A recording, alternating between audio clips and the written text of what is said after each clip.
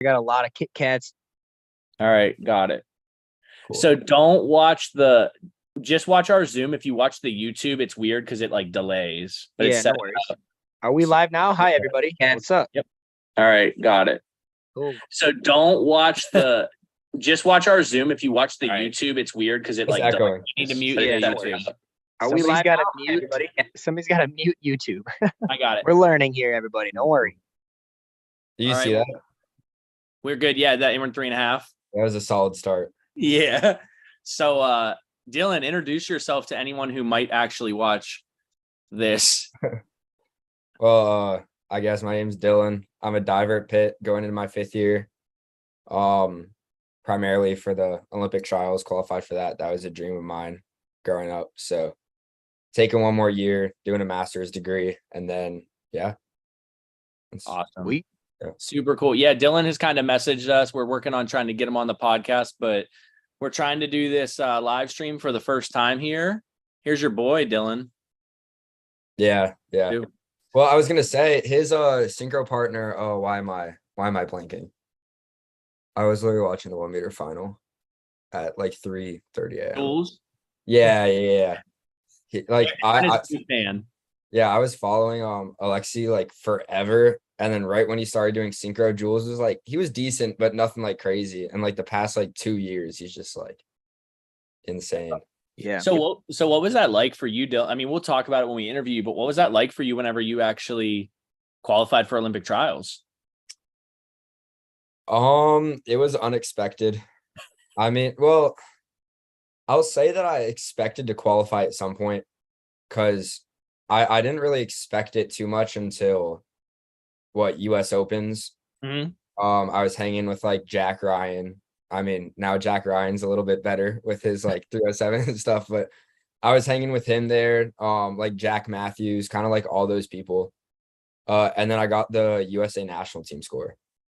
Right. And Awesome. right when that happened, like I didn't even know like I was close to the score, like what the score was. And then after Katie was like, you like made the score, and I was like, what do you mean? And then like that. So that was kind of like the first realization that it would be possible, I guess. Here's Andrew. Right. You're going to have to talk me through it. My live stream still isn't working. It was pretty good. It was double out. A typical Andrew double out. Like yes, let's go. Let's go. Slightly over 73 sevens. Ooh, we'll take it. Yep. But So, yeah, 73, you said? Yeah. Yeah. Two points low. Come on, man. But yeah, so I mean, it was pretty much like, okay, this kid's like 13. Yeah. After that, it kind of was like a realization that it was like a possibility. And then from there, just like training and had a good 3 meter meet at ACCs and just got it. And I was kind of just like pretty hyped. Yeah, it's cool. Yeah. Who's up now? I'm kind of in the dark. My live stream still isn't loading, but I'm doing everything I can to jumpstart it. Farouk. Yes, Farouk. Dude, I love the Miami Divers and just watching them like cheer for each other and listening to like Brody chat with like Randy. It's freaking awesome. Yeah, so my mom moved down to Fort Myers, Florida. Okay. Going into my junior year of college, or no, going into senior year of college. Yeah, so she like moved like less than a year ago over the summer, or I guess it was on my birthday, so more than a year ago. But she adopted 3 kids. So she's down there. My parents are split up. So she wanted I was obviously from Northern Virginia, so a little bit pricey, especially for a new mother of 3 kids plus me and my other sister. But I don't have like any friends down there just because I never grew up there, and with like I'm always in Pittsburgh, so I go down for like maybe 2 weeks a year, maybe 3. So I'll always drive over to Miami because it's like 2 hours or less, and hang out with Max and hang out with like Farouk and Brody and all of them. That's awesome. Yeah, it's always a good time. So just for our viewers, which is surprising. So Aaron, we actually have 11 people watching right now, which is 11. Nice. Let's go. It's 11 more people than we thought would watch. So if you guys are watching, feel free, like you guys can add in the chat. I think this is our first time doing this. Oh, So should I pull up the some bumps. YouTube? Oh, you're good, because honestly, the YouTube's like delayed, so it kind of just confuses you if you watch the video. But if Okay. there are questions, I'll let you guys know. But just drop a question in the chat for any of us, Dylan. But so what we're doing is we are watching the live stream on a separate device, and then we're just going to kind of talk about it as it happens and just sit here and talk diving with you guys. We'll kind of keep you clued in as to who we're watching, so that way you can sync up your video with us if you want as well. But yeah, 11 people watching us, Rooney. Isn't that wild? That's very cool. But I do have a question for you, Heath. Oh gosh, what? How's Mr. Finley? He's good. Yeah, big shout out my wife. I came home from our little lessons practice we have, and I was like, so any chance you want to put Finley to sleep tonight so I can do this live stream with Rooney and Dylan and them? And she's like staring at me. I said, it's her night to like wake up with the little guy. So I said, what if I do your like wake up one? She goes, deal. She goes, if I don't have to wake up tonight, deal. But yeah, no, Nice. he's doing good. He started daycare yesterday. So Okay. Dude, I think it's wild that you guys switch nights. Like, you didn't have to give birth. She did, dude. You got to do more, man. This you woman. listen, I'm doing my best. All right. First time parent over here. We're figuring it out. You're still coaching right now. Yeah.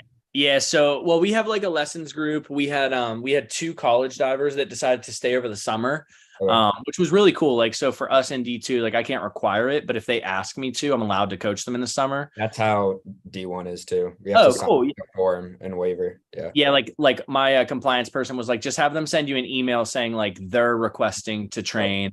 But honestly, like it was kind of cool how we did it. Like we're so used to like, you write the workout, you do the workout, where I was like a lot more fluid this summer. So like when Zach and Alexa would come in, we really focused on lifting, similar to what you're like, they lifted 4 days a week with our strength coach. And it was like just them in the weight room. Like they got one-on-one, which Nice. was super cool. Big shout out to Alan Botego, because he connected me with Texas A&M strength coach. So I kind of like ran what we were doing by her. She's like, this is a good plan. So they definitely improved their strength. Yeah. But they would come into the pool, and like some days they were sore and tired. I'm like, what do you want to do? And we just basically just focused on something for like an hour, sometimes like 45 minutes. And like, they definitely got better, which was super cool. Like I was joking with Zach. So Zach's been diving for like 7 years. I think he started in like 7th or 8th grade. Kid couldn't do it. Like he couldn't rip. Like he just couldn't. Like, I don't know what it was. Like his shape was good. His underwater was good. Everything looked good. Couldn't figure it out. And forever he was like grabbing his palm. And he just recently, like, I was like, hey, just try to grab your fingers. And like, finally, like he can rip now. Yeah. And it's like, how crazy is that? Like that tiny little change made all the difference in the world. But yeah, so, and then we just have like a little club team that my wife runs, and I just help out whenever I can. But it's nice having a little bit of downtime. That's for sure. I don't know how Katie does it with 2 little ones right now. Yeah. Yeah. Alex, her husband, is like, does the tree cutting business, like his own tree cutting business. And he's building it up pretty well, from what Katie's told me. Almost like to the point where he's going to be able to take more of like administrative role, I believe. That's awesome. And kind of like just do that kind of stuff and have like a bunch of people kind of work for him. That's cool. Yeah, so that's going to be picking up hopefully in the next year, I think. But when he definitely picked a good spot, like Western Pennsylvania, there's trees everywhere. Like someone always wants you to cut down a tree. Yep. Yeah, it's nice growing up in Northern Virginia. Like there's trees down there, but it's like right around the trees, there's just like another mansion or like another like new city emerging. Yeah. Manny Vasquez is up right now, Rooney, 107B. I saw Michael Wright is down there getting to coach Puerto Rico, which is awesome for him. Congrats. Dude, he killed it his first year there with South Carolina. Yeah. Yeah, I saw Ted Hata was there as well, coaching South Africa for the women on 3-meter synchro. That was cool. I was texting him a little bit. Like, yeah, I saw that. I thought that was Ted, but I was like confused. Yeah, so Guojing Jing is either the ref or the assistant ref, something there. And I just remember, like, when I was young and I was diving, she was she was the greatest springboard diver ever. And so I just remember her and like being inspired by her to dive and try to continue to dive at a high level. I mean, we're nowhere near what these guys are, but I texted Ted. I was like, man, how cool is it that some of these girls diving get to dive in front of Guo Jingjing? I mean, I have to believe I'm not alone in the fact that like I grew up watching her. They're all, some of them are my age. So it's the same kind of conversation. You get to dive in front of your idol. I mean, that's so cool. Yeah. No, I was scared for the NCAA when I saw her in the photos at Kentucky. Because I grew up with Sam Duncan too, and like Greg and all them. So I texted him. I was like, who is this? Like, what year is she? Like, and he's like, oh no, she's just like coaching. And I was like, okay, good, because I feel like she would just destroy. Yeah, she was unbelievable, man. Well, we don't. I mean, we're starting to do a little bit more episodes like this where we just kind of talk rumors and things like that. But I told Aaron this? Did you hear who I believe is in the transfer portal, Dylan? No. Is Skylar Liu, I believe, from Indiana. I know you're talking about. I believe so. So if I'm speaking out of turn, it's in the transfer portal, so it's public knowledge. Like you can go in and find it. So he's just assuming that she's using that first name because her Chinese first name, we're not sure how to pronounce it.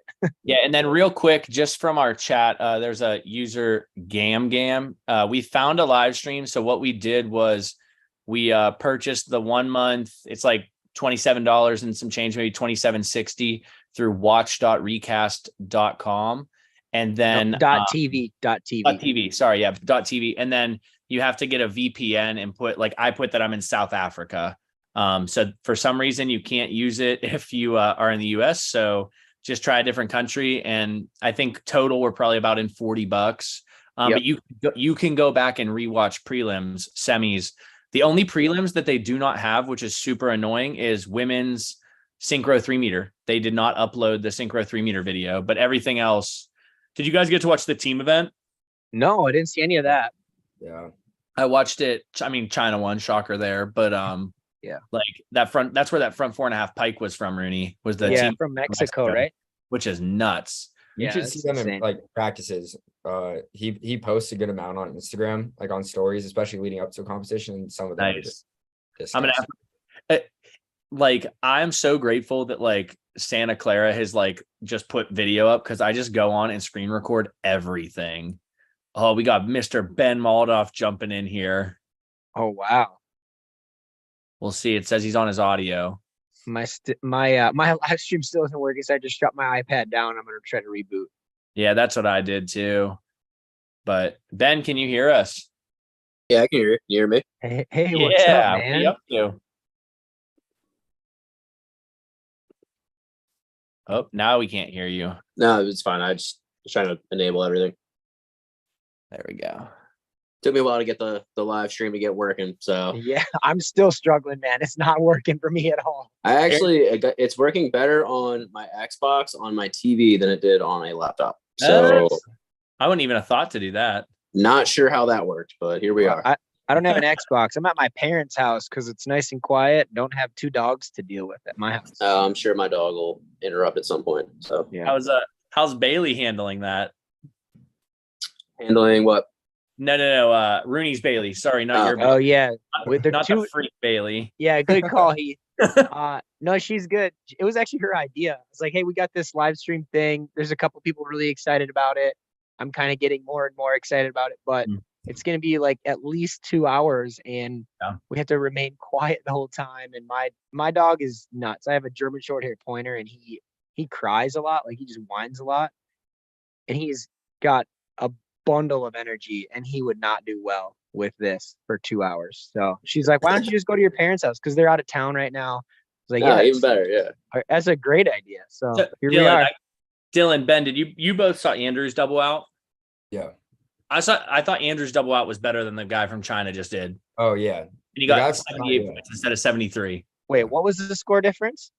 5 points. The China diver got scored 5 points higher, but like he lost his legs going into his twist. He went about the same distance long. Like, you know, like, there's definitely a moment there. The only thing I'd say was the Chinese guy's splash was a little bit smaller.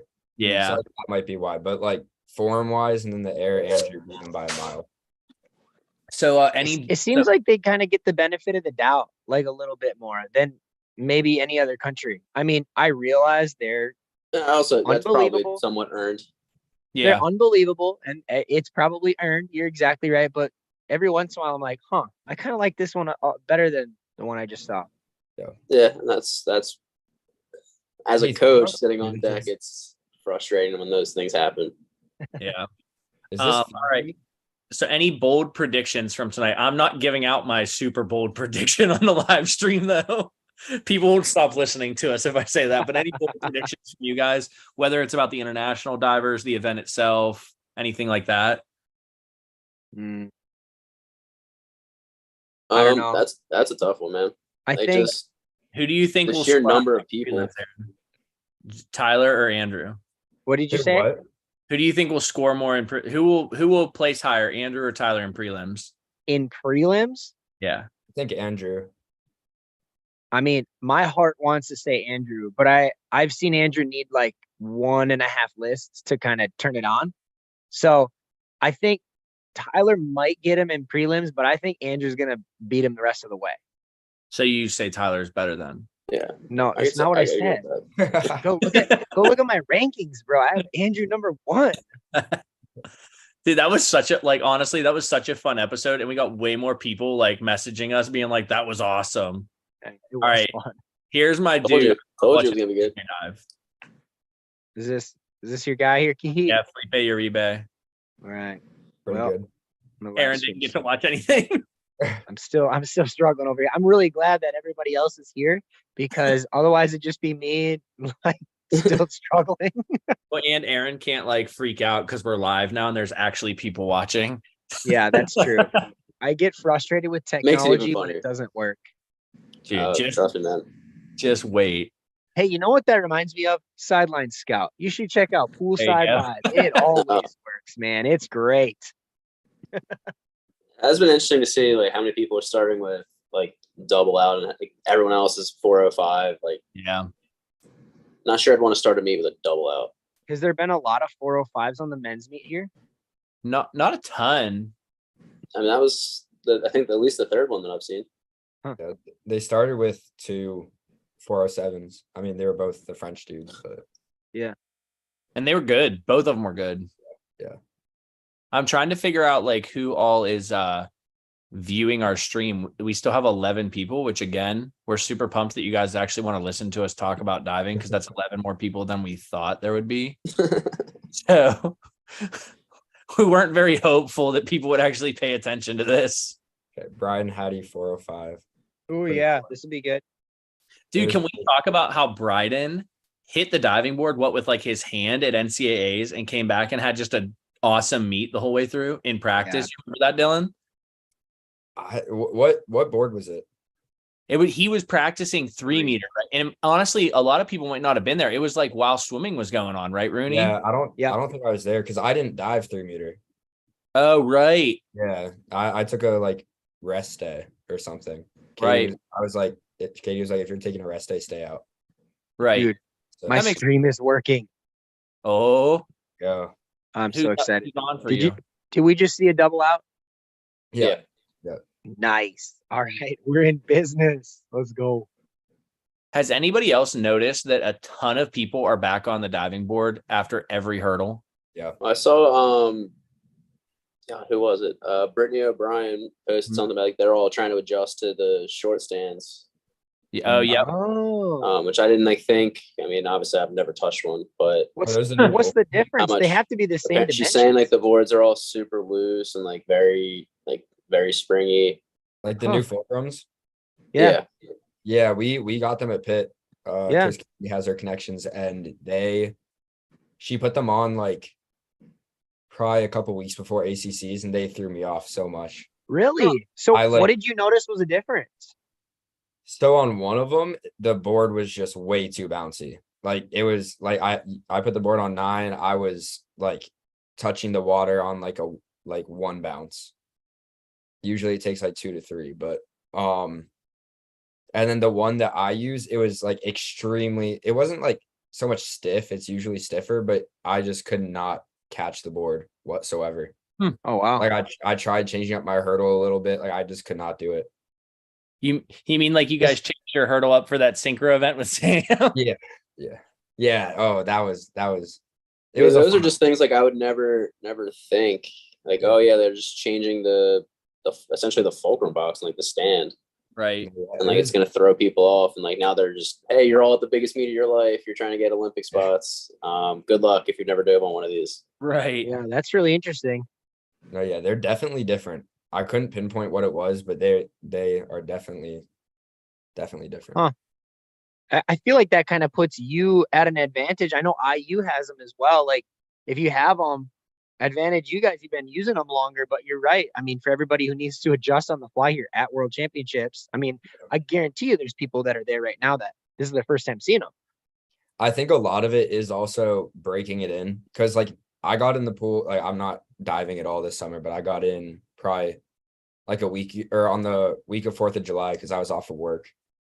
And I just got in one day, and it was a lot easier to do it. I don't know if that was like the month and a half break I had from not touching a diving board and not being used to it, or just like they were broken in a little bit, but Sure. Yeah, people's hurdles are all over the place. Cornered the board on that. Yeah. Hey, Ben and Heath, Yes. I did not get to see Cook and Bacon's full out. What happened? I saw the scores. I just didn't see what happened. Yeah. Sarah it looked like she was just leaning super far out and she just kind of shot out on it. And Okay. they crushed her on the scores. Yeah, I saw she got like it 4, was 4 way and a half. out. Like her legs were apart. Dang. But it sucked. Like it's just like those little things. Like okay, like one judge gives half a point higher, and they still finish third. Yeah, right. Yeah. They only missed by 0.6. It was super tight. So it's tough. And I said it earlier. Like I genuinely don't understand synchro scoring. Yeah. Because like if you're supposed to be judging the synchro, and they both do bad dives the exact same. Yep. What do you do? Like, I mean, I'm not an official. I'm a coach. I don't like synchro. I'm going to make that known, just because I don't understand it. But it's frustrating. I'm like, okay, like the synchro was off, but both dives were good, and they still get good synchro scores. Yeah, I've voiced that frustration as well, feeling the exact same thing. You know, I feel like it should be the other way around, where the majority of the scores are the individual execution scores, and then like 2 each or whatever it is, or 3 each of synchro. Sure. Like, it's just weird. I feel like no one actually judges the synchro; they just judge the dives. Yeah, I've felt that. Sorry, while you guys all talk, I'm trying to figure out how to get the chat function open again. This is what happens when you put 30-year-olds in charge of something on YouTube. That's a fact. Yeah, I had to ask one of my former divers like how any of this stuff works, and he really he helped me out. But yeah, I still don't know anything that's going on technology wise. I just got the live stream to work, so we're 27 minutes in. Yeah, struggling. Let's see. I think it was moving. I liked it. Bottom was just a little heavy. Yeah. Ooh. What that was? We're 3.5. Yeah. 407. Yeah. Okay. Daniel Restrepo. Cool. He was a junior world champion, junior Pan Am champion that one year. Could be. Yeah, he did. Could be. He was like 18, did 407, 307, front 3.5 full twist. Like it was dang crazy. That's a sick dive. Oh, okay. Here we got Dylan. Is this you that commented on this? No. Oh no, this is it's David Reed. Sorry, I read it wrong. I thought it was that would have been even funnier. He said Joe Canova used to start with triple out. Yeah. Crazy. I with him too. Yeah. That guy was a freak. A year and a half.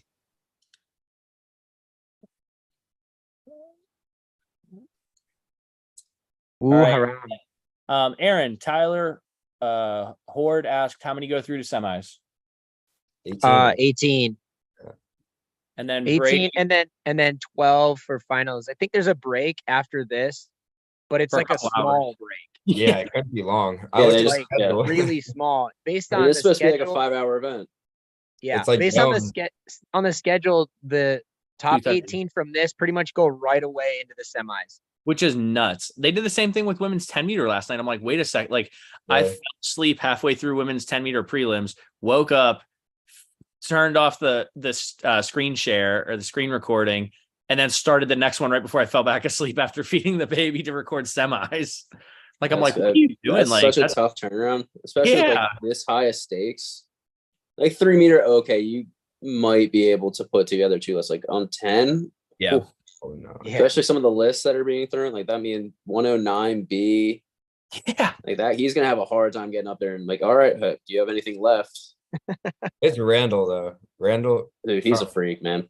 Yeah. Yeah, I remember when Jordan Rezepka used to be on Ohio State and we were all on DDC and stuff.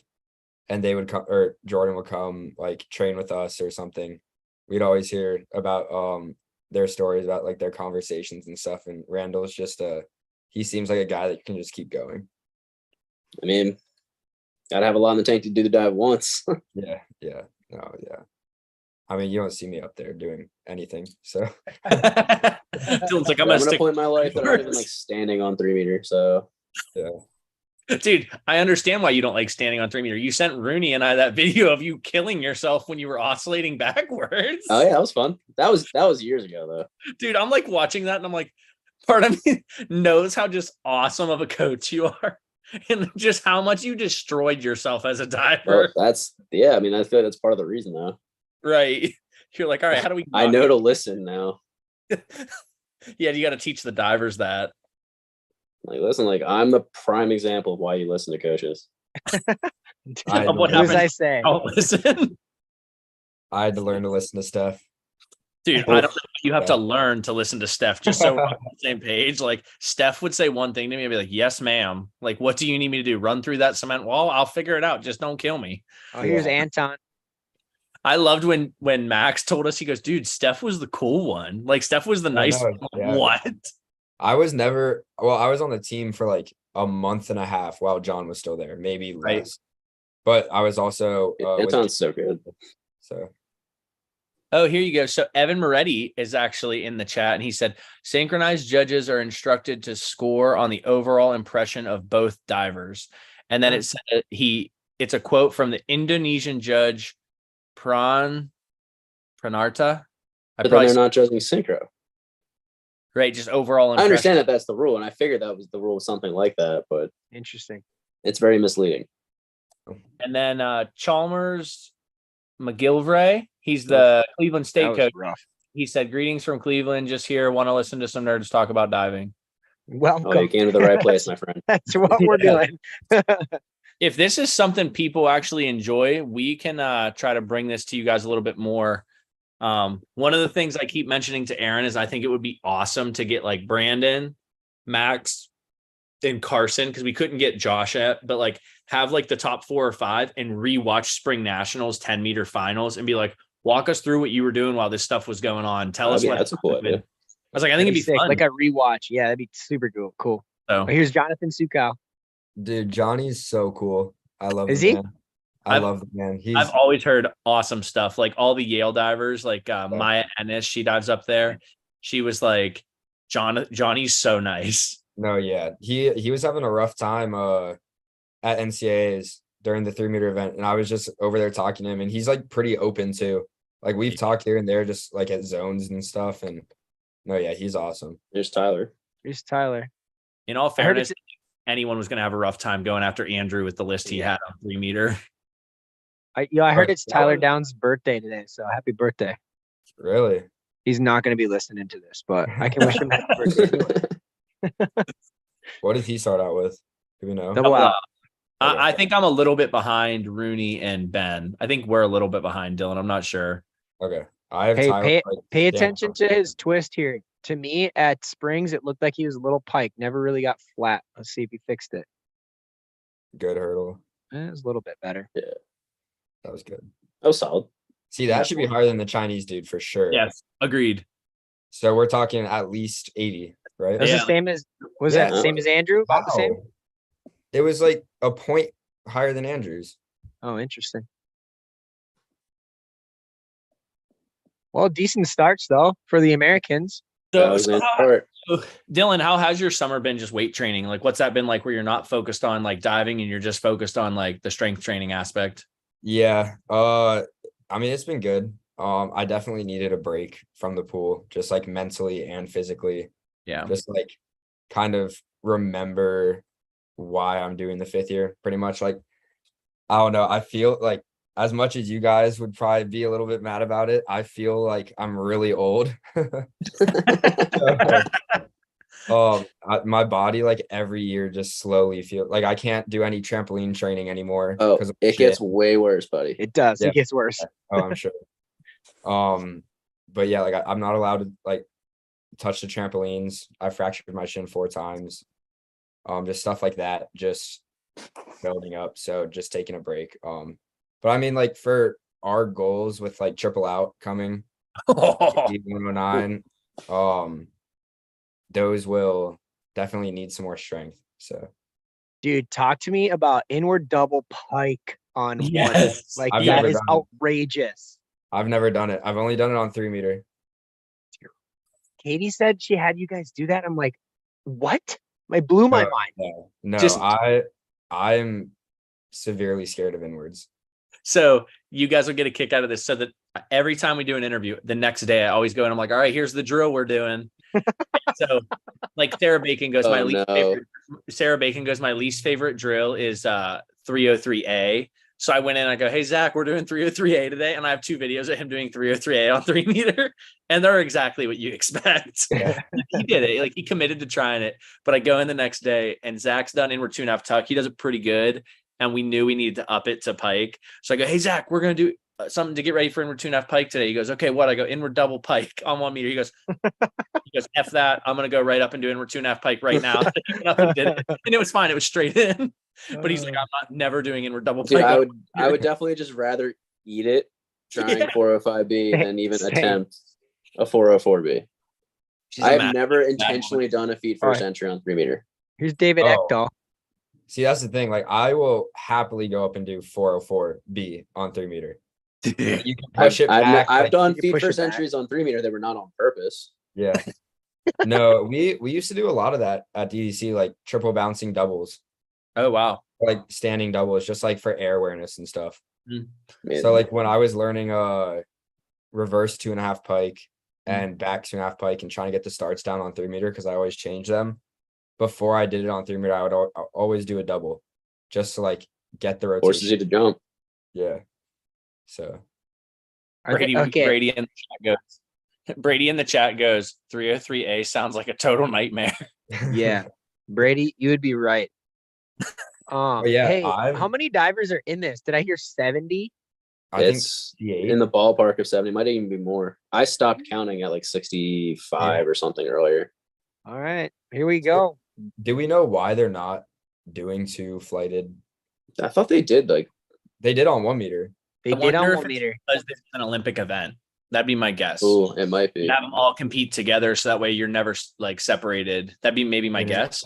It seemed like a lot of the guys in that second competition on 1 meter did a lot better than the first Well, competition. that was at the Open last summer in Midland. They did it based on that. Like the logic was like they did it at, I don't remember if it was World Championships or World Cup or whatever. I think it was And World. I had the same thought. It was like the girls, because I had 2 girls competing in the second event for 3 meter, scored way better.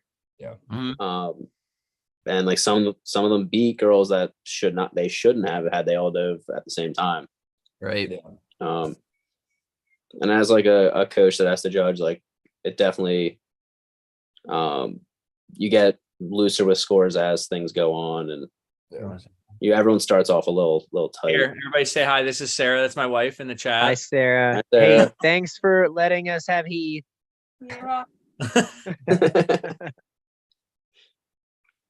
Well, I actually thought one of the coolest things of the men's 1 meter event was watching Rakudo compete on 1 meter, knowing how like just I mean he's insane. Like full disclosure, I texted Aaron. I went down a rabbit hole and I screen recorded every Instagram video he has, and I found videos of him eating it Yeah. off of meter on a front 1.5 pike. And so I sent it to some of my divers. I go, listen, if this guy can turn into this, and then I sent him a video front 4.5 tuck. I'm like, we definitely can get like a really good front 3.5 tuck on 3 meter. Dude, you got to It send just- him his it shows. 207B. It's insane. He's so good. I really the one want from Montreal. The one from Montreal. Oh So my good. I gosh. really want to see him win 10 meter. Like he's probably my favorite person right now to watch on 10 meter. And then I love watching Felipe Uribe on 3 meter. Like it might just be because Felipe actually answers all of our messages we ever send. And like, he jumps to the moon. Dude, it's nuts. Like His 107B on one is just so easy. yeah, like I actually said that to Sarah. We were watching men's 1 meter. I go, it's kind of annoying how easy these people make 107B on 1 meter look. They make it look like Yeah. it's 105B. I mean, it's like it's a standard thing now. yeah, it's crazy. The thing that I was surprised about was how many guys were doing 105B. Yeah. Yeah. I guess it's because of like some don't do gainer twist and are scared of doing double out. Like there's not really another front twister, right? Besides full out. Mhm. Unless you do double twist, which is 2.6. Triple turn. Yeah. Double twist is too low, Yeah. DD. There's no way. Yeah. I mean, but then again, 105 is what, a 2.62. I think it's 2.6. Yeah, you're right. Be the same. Yeah. I guess it would be easier to do a 105 better than a front 1.5. What about the German diver doing reverse 3.5 twister on 1 meter? I saw Right. that. It was good. I've seen a video, the one that he had posted, that like it was legit. Yeah. The Christian Ibsen video. I think Yes. in Kazan, I don't know. But that one inspired me for the gainer 3.5 twist on 3 meter. Nice. I might do it on 1 meter this year coming up. Dude. We'll see. Just get after it. Twister is always like so. Yeah, going back to the inward double, I've never done inward double on 1 meter. I just okay, no, not happening. I don't know how I've gotten away with it, but like twisters have always just clicked for me. So the twisters are always there, but the inwards Yeah. and backs are a struggle. Hey, so real quick, Evan's in the chat. He asked the same thing. One of the earlier people did. We're not watching this on Peacock. So what we did, Evan, it's watch.recast.tv. We spent like $27 for the 28-day thing, 28-day subscription, and then we got a VPN. And I put mine in South Africa. Where'd you guys put yours? Same. South Mine didn't even Africa. ask for one. Yeah, I don't even have one. Ah, Yeah, I bet mine- they mine just fixed let me do it. it. Heath. Mine didn't work, so that's awesome. Cool. So it sounds like you just need to get the watch recast, and you should be able to watch prelims, finals, semis. They also added you can go back and rewatch it. They're re-uploaded. Mr. Reed said Lyle's 1 meter list opened the eyes up for a lot of juniors to try harder dives. Oh, yeah. Chalmers said triple turn, and I Brady love triple turn. yeah, and Brady Stanton said 107B is now being done by high schoolers, which is just ridiculous. It's insane. Yeah, Yeah, I mean, like Tyler Reed's is good. Yeah. Yeah, for sure. Tyler I Reed just- did front 3.5 full twist on 3. Yep. Yeah, saw that. Also That's good. crazy. I love how like we talk about it on the podcast a lot, but it's like there's definitely like a type for like an Ohio State diver. Like you definitely have to have a screw loose, and you got to just be willing to like, send it. Like they are full send, like get after it. For sure. Yeah. That's really funny that we keep talking about 107B on 1 meter. Like our pool is broken right now, so we're doing a lot of trampoline work, and that's all we can do. It is what it is. And yesterday I traveled to a local pool to get my kids in the water. And one of my really good high school boys, we just did 105B for the first time, and he's just been doing it tuck his whole life. So it's just like, yeah, we're in a different world. Yeah. Yeah, I mean, it's crazy how much like things have progressed even in the last couple of years. I mean, think about how many women were doing 305, a couple did 405. Yep. I'm on one. Well, I think that leads into I really want to just chat with you because I'm the president of the Bailey Cranford fan club. Yes, And, he is the president. She is like one of those women that is like pushing it, like, you know, first and foremost, avoid just the specific of Bailey. Like, how is training going as you guys get ready for junior nationals, Ben? It's going well. I mean, there's definitely like nerves. I think that they're like realizing like, hey, like the first batch of people are leaving Friday. Right. I go next week. But it's like, okay, like these are the last couple days you have before you're actually there. I think with the exception of one, none of them have ever dove outside. Oh wow. Not like in a serious setting. Like they have like summer pools. Right. Like we've gone to, like once we're out of the GAC, like we have to go to, and it has like a decent 1 meter and a very, very stiff 3 meter. Right. But they've never like competed outside. So like that'll be interesting. We've been training. They have the big windows in the background of the GAC. We've been training with those open, trying to like essentially put a glare on the pool. Right. Like get used to it. Like it's gonna be sunny. How's that? Do you like that? Do you like that you could train indoors all year and then you got to go to an outdoor pool for nationals, or do you not like that? It's fine. I mean, it's not. I mean, my first nationals, I guess, was 2017 in Ohio State as a coach. And this is the first time I've personally gone to a nationals that was outside. I did not go to Moss Farms. Right.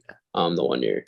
Holy. Okay, time out. One of the Chinese divers just went, did 407, and he came off the board, little curl hop. I thought he was gonna miss. I thought he was gonna like push back. I mean, pinky toes were off the edge. I was a little scared on that one. I mean, he smoked it. It was good. He ended up crushing it. Yeah, Yep, shocker. It was great, but yeah, okay. Proceed. Just got to catch you up real quick. So, Mr. Reed, Ben, said Bailey has the best 207 in juniors. I think he actually means between men and women. So, you're the person to give that compliment to. Cool. With Probably that 307. That 307.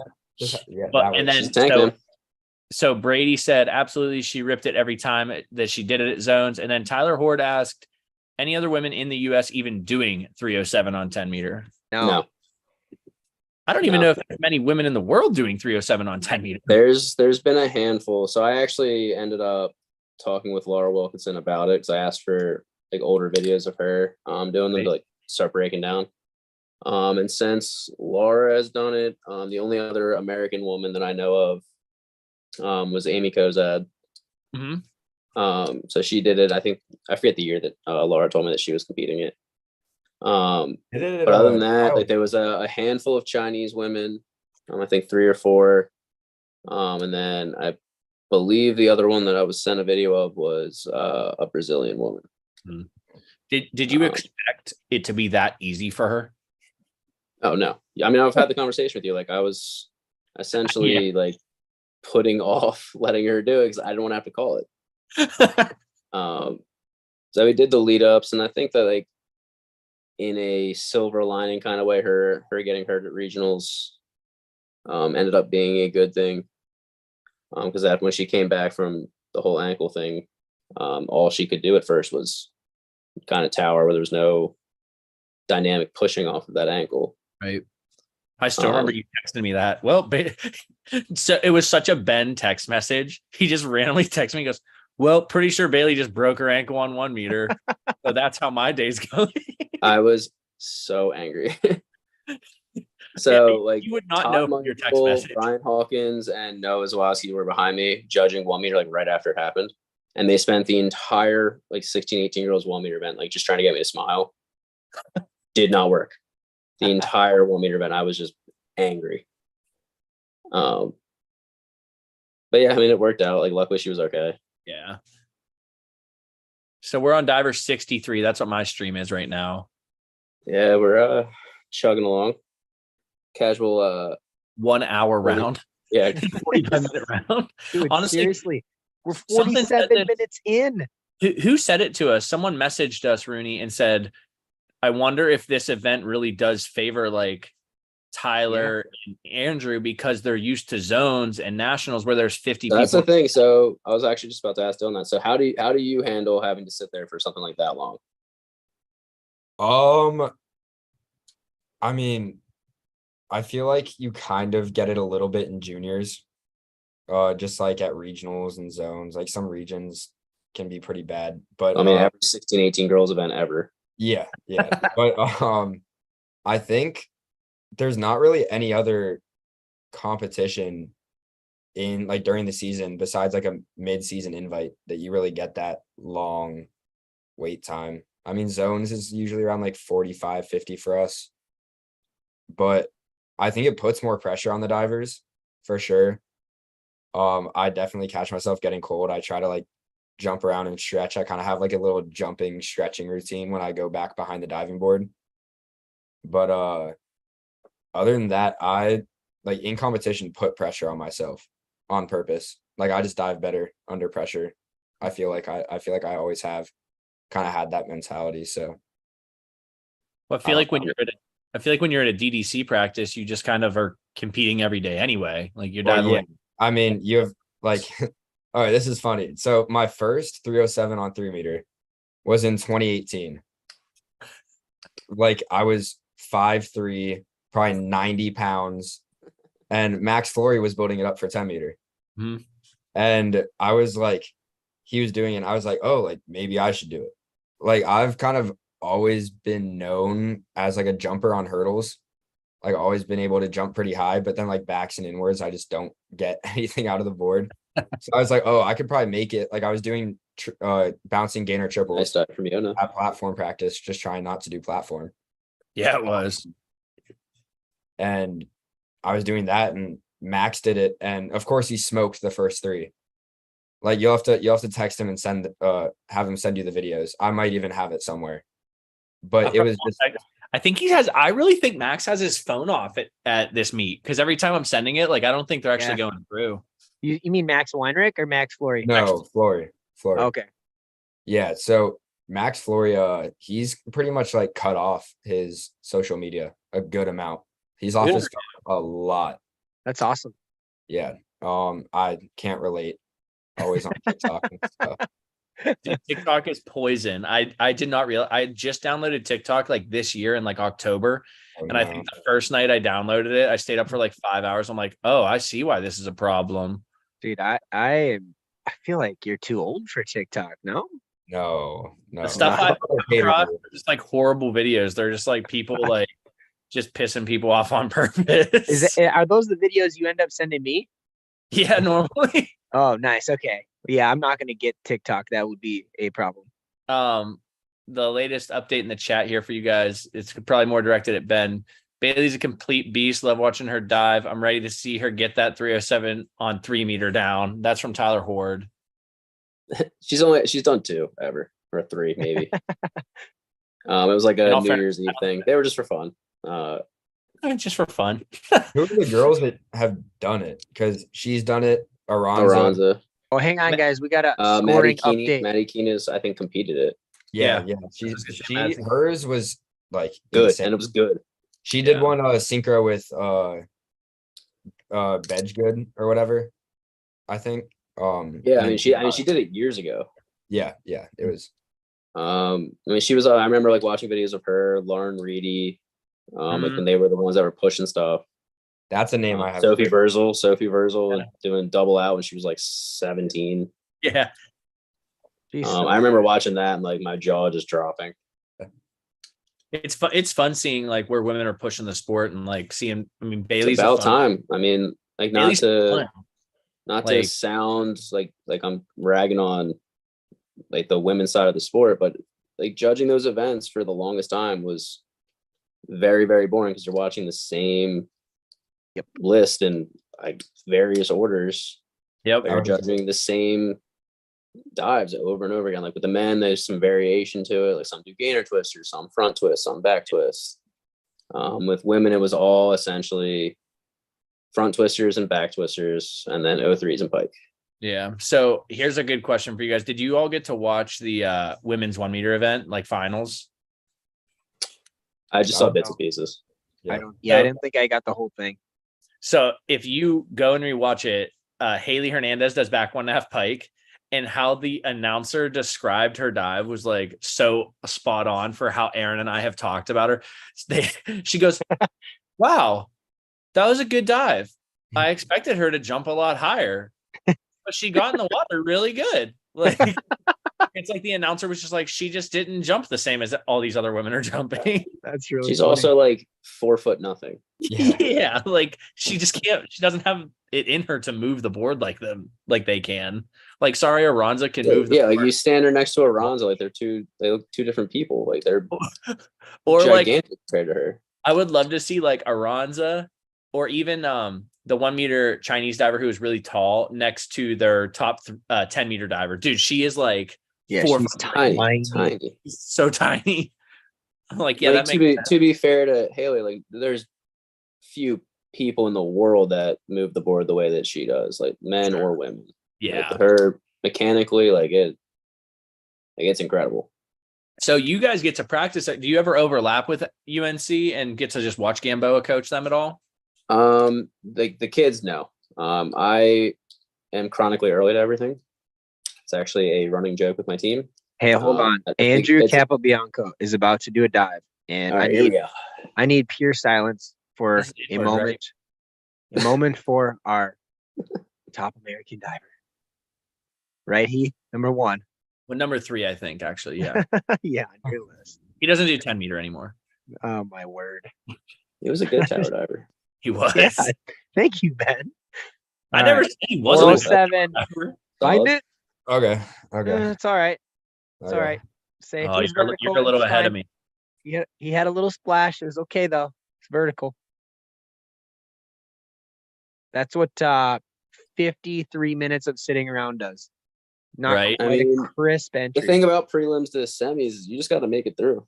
Yeah, Mhm. it doesn't. And I mean, that dive's not going to cost him. It's taking a long time to show the score. So I'm like getting more and more nervous. Any day now. 64.6. Yeah, that's a little low for him. Yeah, that's a bit of a miss. It's all right.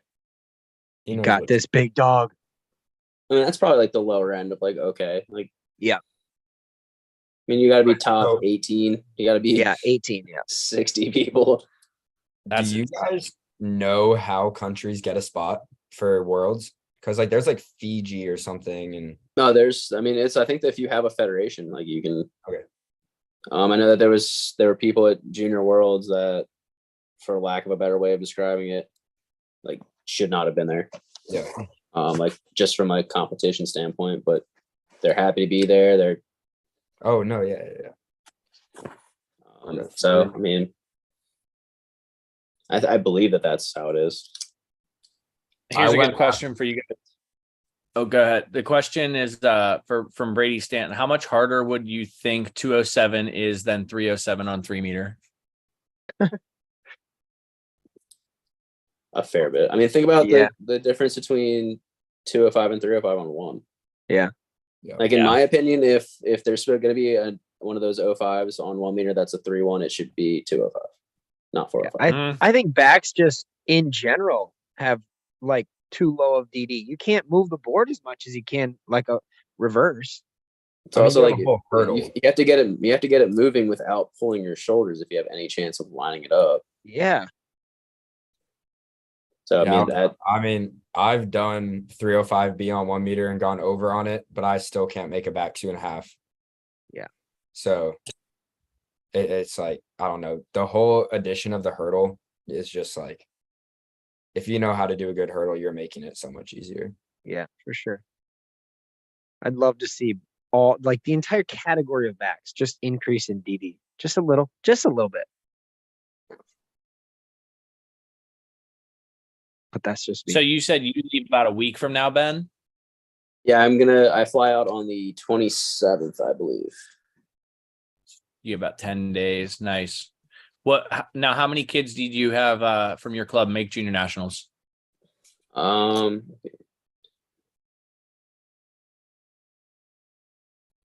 6 are going. I believe we had 8 qualify. 2 elected not to go. They were there for one event, and elected not to go. So it's a good little squad. Heath, I see Brady Stanton replied again. He said he feels like his 205 is easier than 305 because my reverse starts are bad, but that makes sense. I gotta add just a little bit to this. I was one of those weirdos. I actually did 205. You can before end there, actually. You were just a weirdo. Wow, that's true.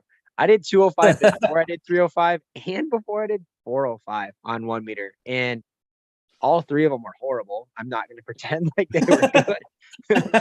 But I don't know what it was, just like something like quick twitch. I don't naturally ride the board very well, so reverse was a struggle, and I don't flip forward very fast. So like by process of elimination, I got to do a back press and I got to flip backwards. So it was like, you know what? I'm going to make back 2.5 work. And yeah, there were a couple crash landings, and I'll never claim to be good. Like I was fist pumping 4s every time on that time, but I'm with you, Brady. I liked 205 a little more than 305.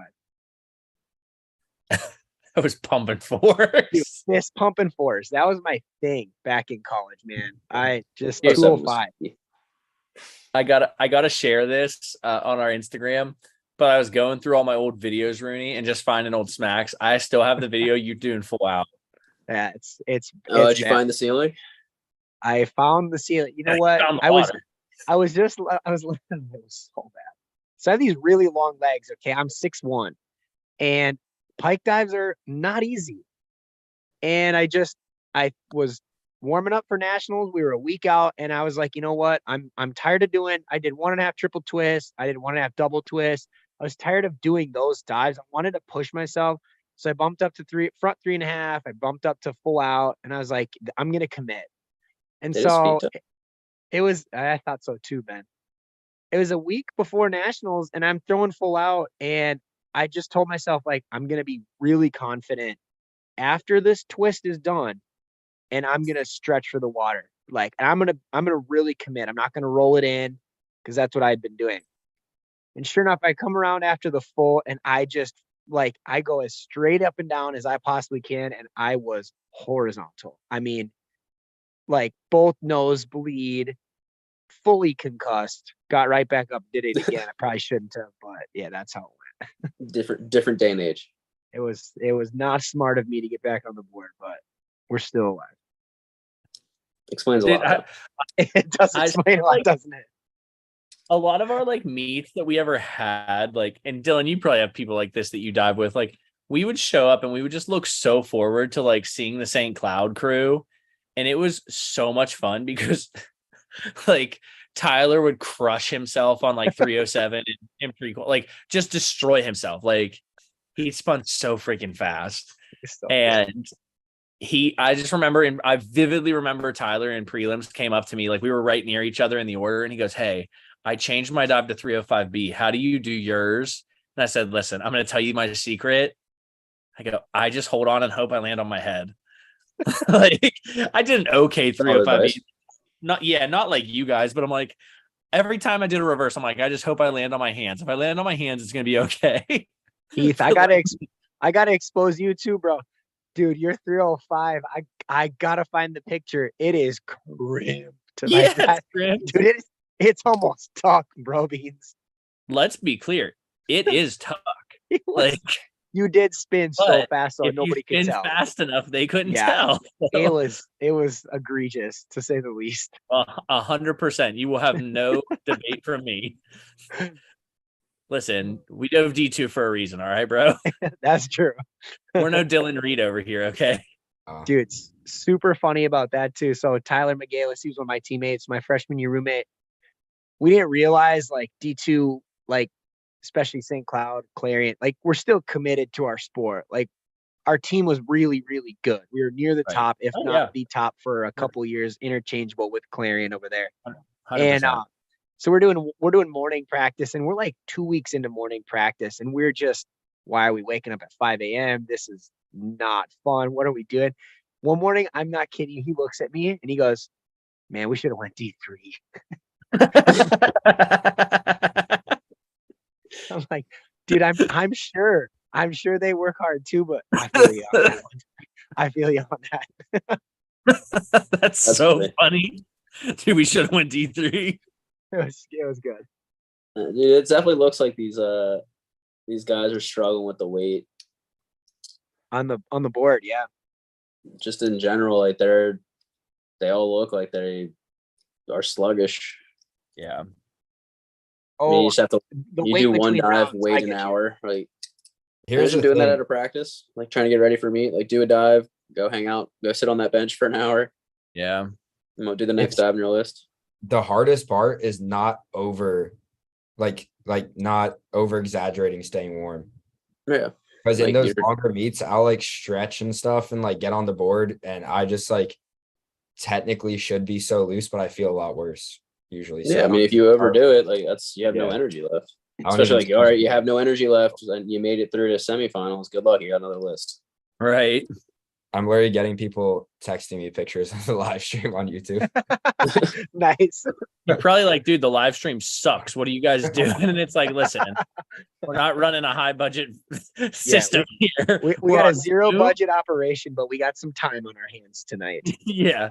Like, listen, we bring you this with love. That's about all we can guarantee is we're going to put our best effort and our best foot forward with it. I love that. That's a good one. Yeah. We don't claim to be tech geniuses here. Honestly, isn't that the tagline of the podcast? Just two guys talking diving. It's right. The fact that we have even It is. figured out how to do a podcast is surprising. Not wrong. Yeah, it's rough. Evan Moretti says 207 feels like 309 in terms of difficulty. That's awesome. That's probably a good way to put it. And he would know. That's It's because crazy. Evan makes that dive look so easy. Yeah, I liked Joe. his.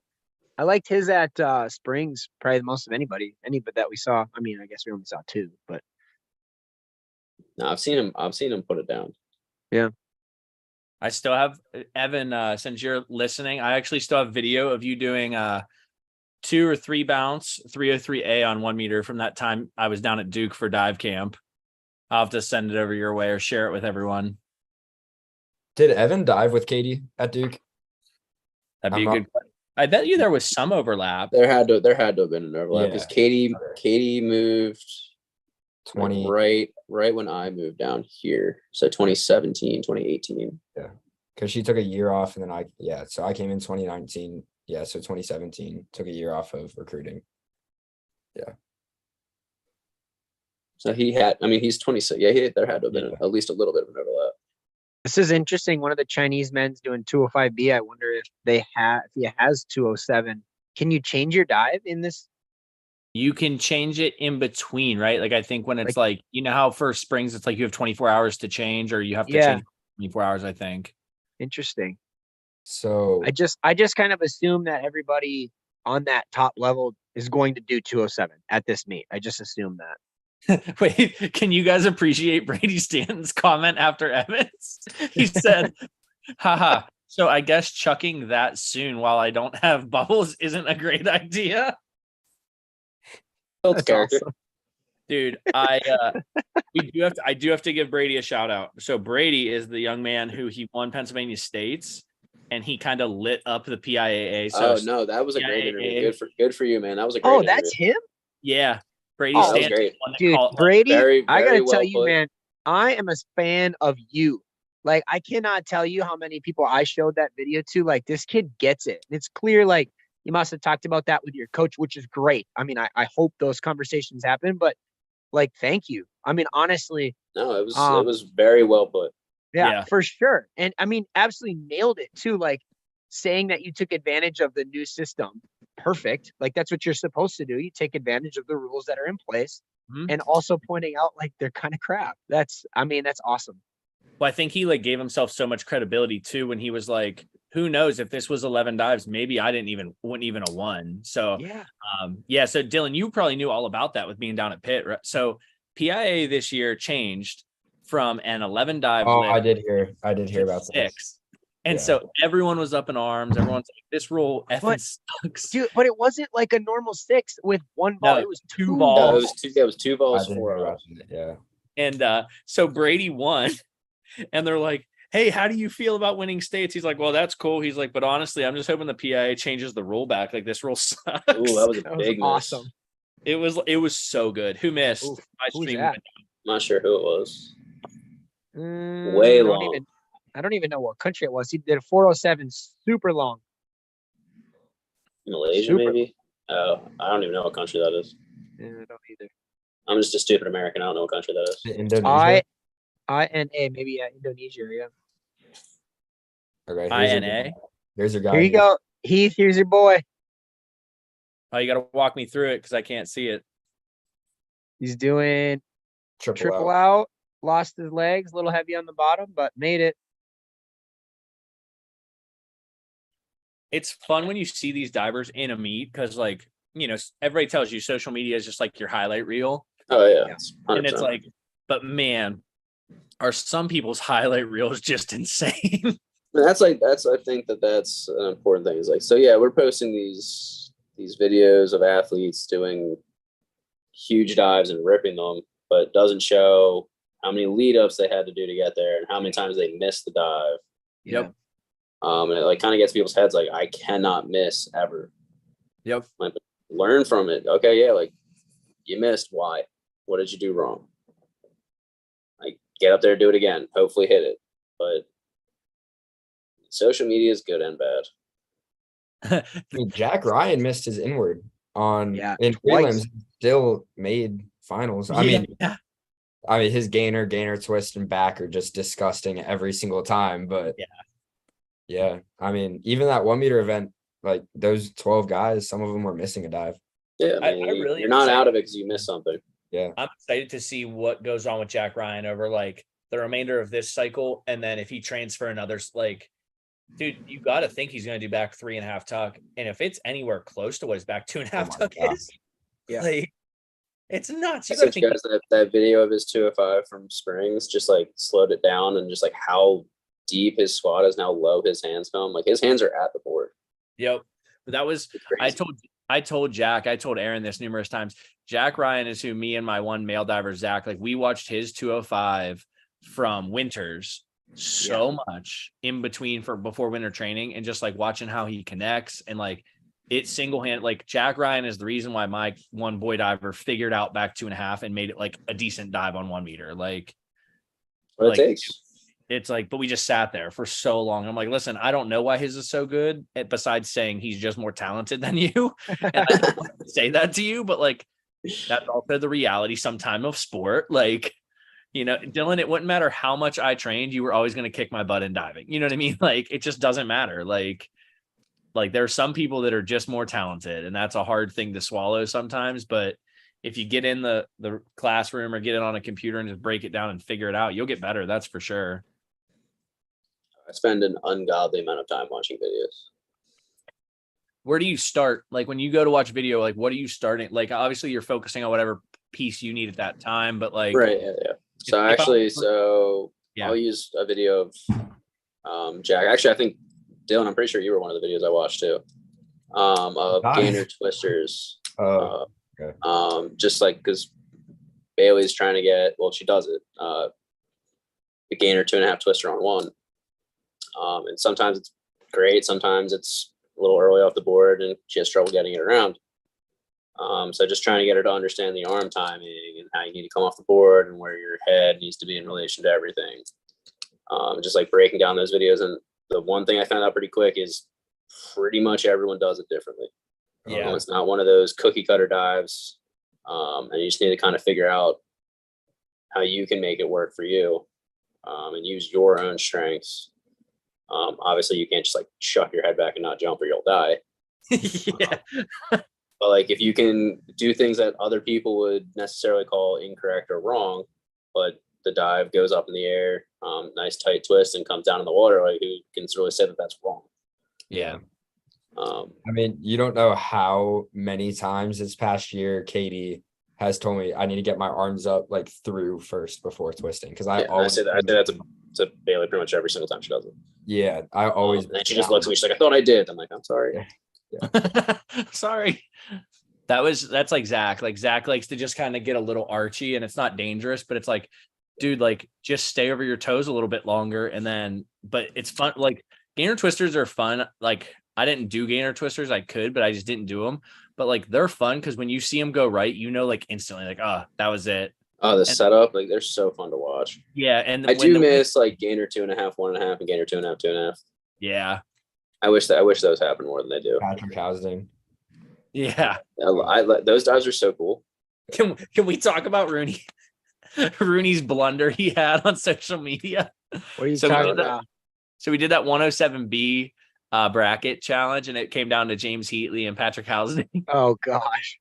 Rooney messaged James Heatley and said, "Hey, you won. Do you want a T-shirt or what do you no. want?" And he didn't. Tell me you at least gave him a T-shirt afterwards. Well, yeah, I will make it up to him. He hasn't responded with which he would like. But yeah, I was like, No, he yeah, did. hey, He congrats did. on winning. No, he did. If you go into the messages, he did. He said a Okay, t-shirt cool. would be great, but then Okay, you're gonna cool. have to tell him that he didn't win. But Oh That's- no. I think his was better. Just so we're clear, I think his. You know, was Oh no, I voted for him. Yeah, Yeah. I might just like keep that a secret and just send him a t-shirt and say congrats anyway. Dude, Yeah. we were blown away at how much people actually liked the like the bracket we did. So we're getting ready for the 305 one. I'm just finalizing getting all the stuff together. It's making sure I have enough women because we want to have 16 in each one. And so what we did was anyone who entered one, as long as they signed an NLI or later, we're going to enter them into it. But we're going to fill the bracket. So if we have 15 kids, I'm going to put one from some of the videos that I have on my computer. And it's going to be like some international athlete that we think will share the video. Because like, dude, like James Heatley's got viewed like 15,000 times. Like we haven't had any, like, that's like half of our podcast listens to ever combined. Like, so it's like figuring that out. But Dylan, I just like when you message us, you're like, you found me in my weak spot, but here's the best I got. No, 305 is the one I always miss. I can't do it. Here you go. So Evan said, glad you have a 303A video. Katie was running the club, maybe filled in for nuns once or twice. Appreciate the love. Tyler Horde said in Georgia, they do 2 6-dive lifts, all ops, which he likes. Yep. Brady Stanton has Jack not done 207. His 205 is the best I've ever seen. It's crazy he doesn't compete that. Tyler said, I watched Jack's 205 for inspiration on mine. Brady, same. There was 207. Is this that Strepo? Yeah. Yeah. Little long. Mr. Reed, on both of your top 10s, you have 3 mile high guys.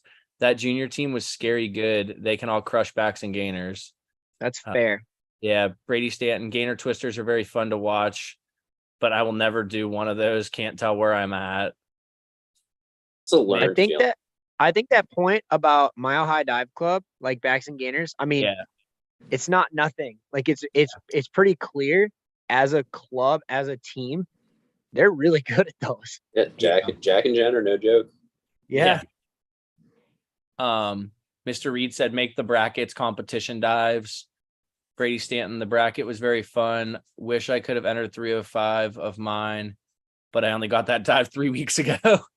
Nice. No, I mean the 305 and make them competition dives is not a bad idea, but it makes it tough for a lot of people because I think it makes it hard people for that would women. video the dives. Like a lot of times are the coaches that are judging.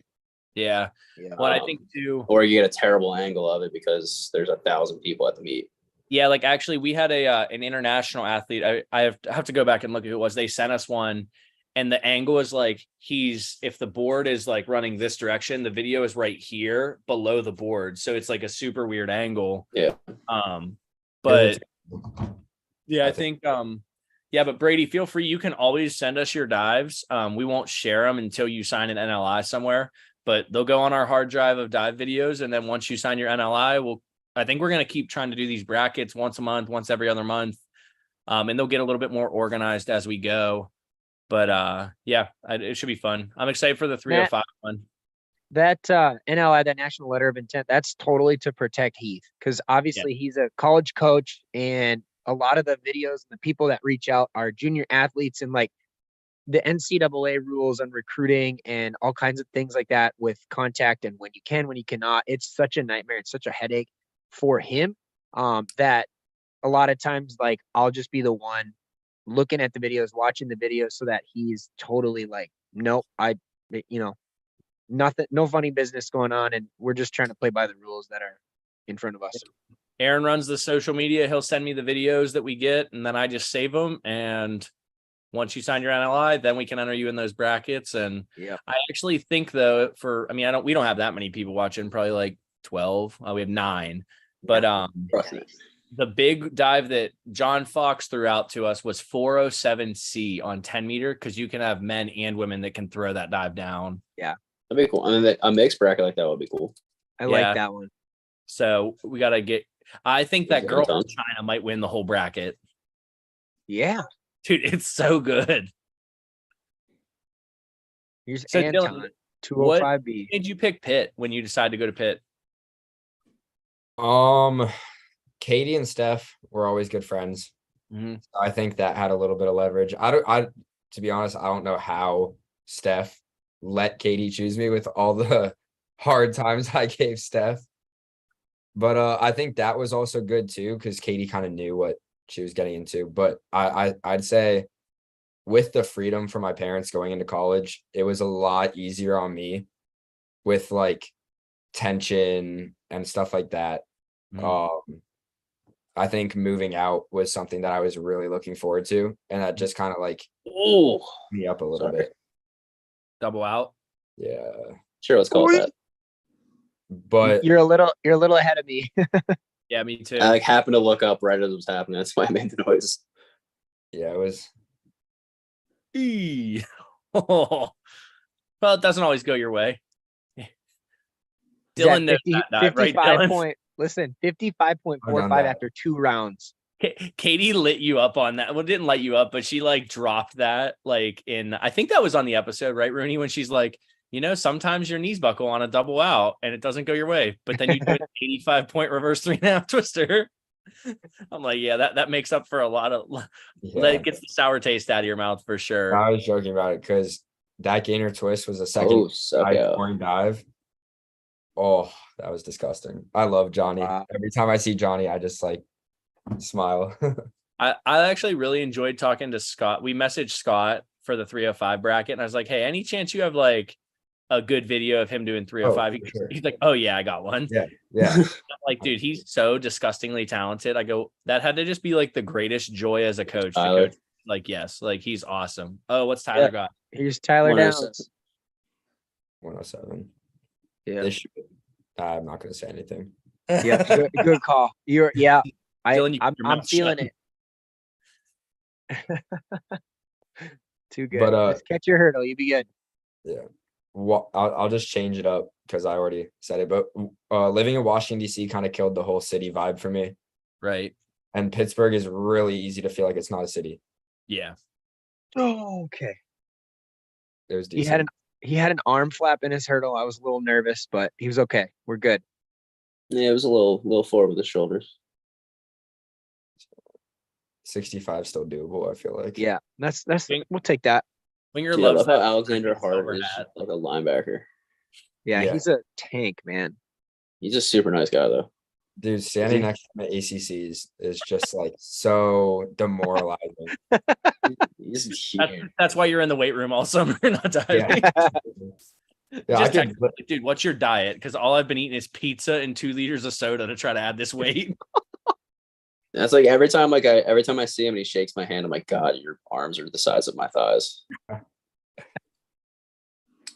Is that? I feel like that's your actual diet. Yeah, pretty much pizza. Yeah, pizza and soda. Yeah. Dude, it's working. All right. Listen, it's bulk season. It's better than the previous coach's diet. Okay. Yep. Oh my I can only imagine Rabbi's diet. I think you know exactly what it was. Next, So- Brady Stanton said next bracket should be 407C on 1 meter. Literally only Zach knees. Oh, dude, don't get me started. he did gainer 2.5, 1.5 twist on on 1 meter. Yep. And 109 and Yep. 407 And and 407. 307. Yeah, Zach Knees, like I tell this story. I know I've said it on the podcast before, but I have those like crazy lists from Zach saved on my laptop or on my hard drive, but I still like vividly remember diving against Zach Knees. My second state meet, 2009. Him And and Connor Kramsky were there Him then. and Connor were like going back and forth, but I remember the warm up. And like my high school coach won 3 national titles in D2. Like he was a good coach and a good diver.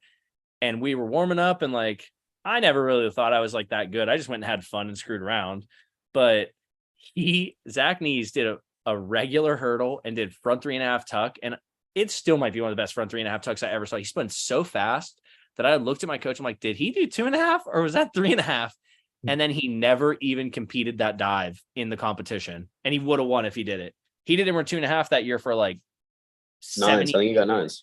Yeah, it was dumb.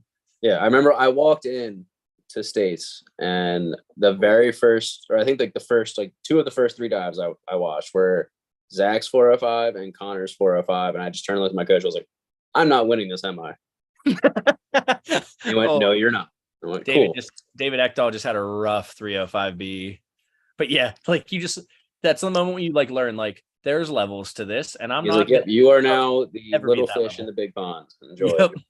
Yep, absolutely.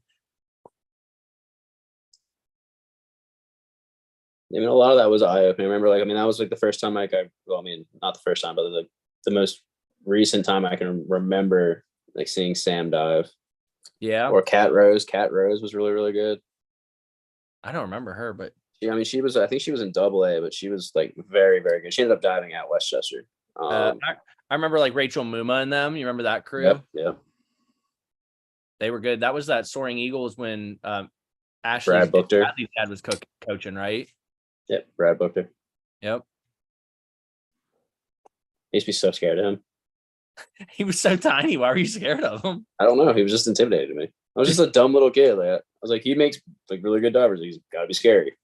Dude, I still like vividly remember Bradley and Ashley would get sent to Clarion's dive camp, like always like right before zones.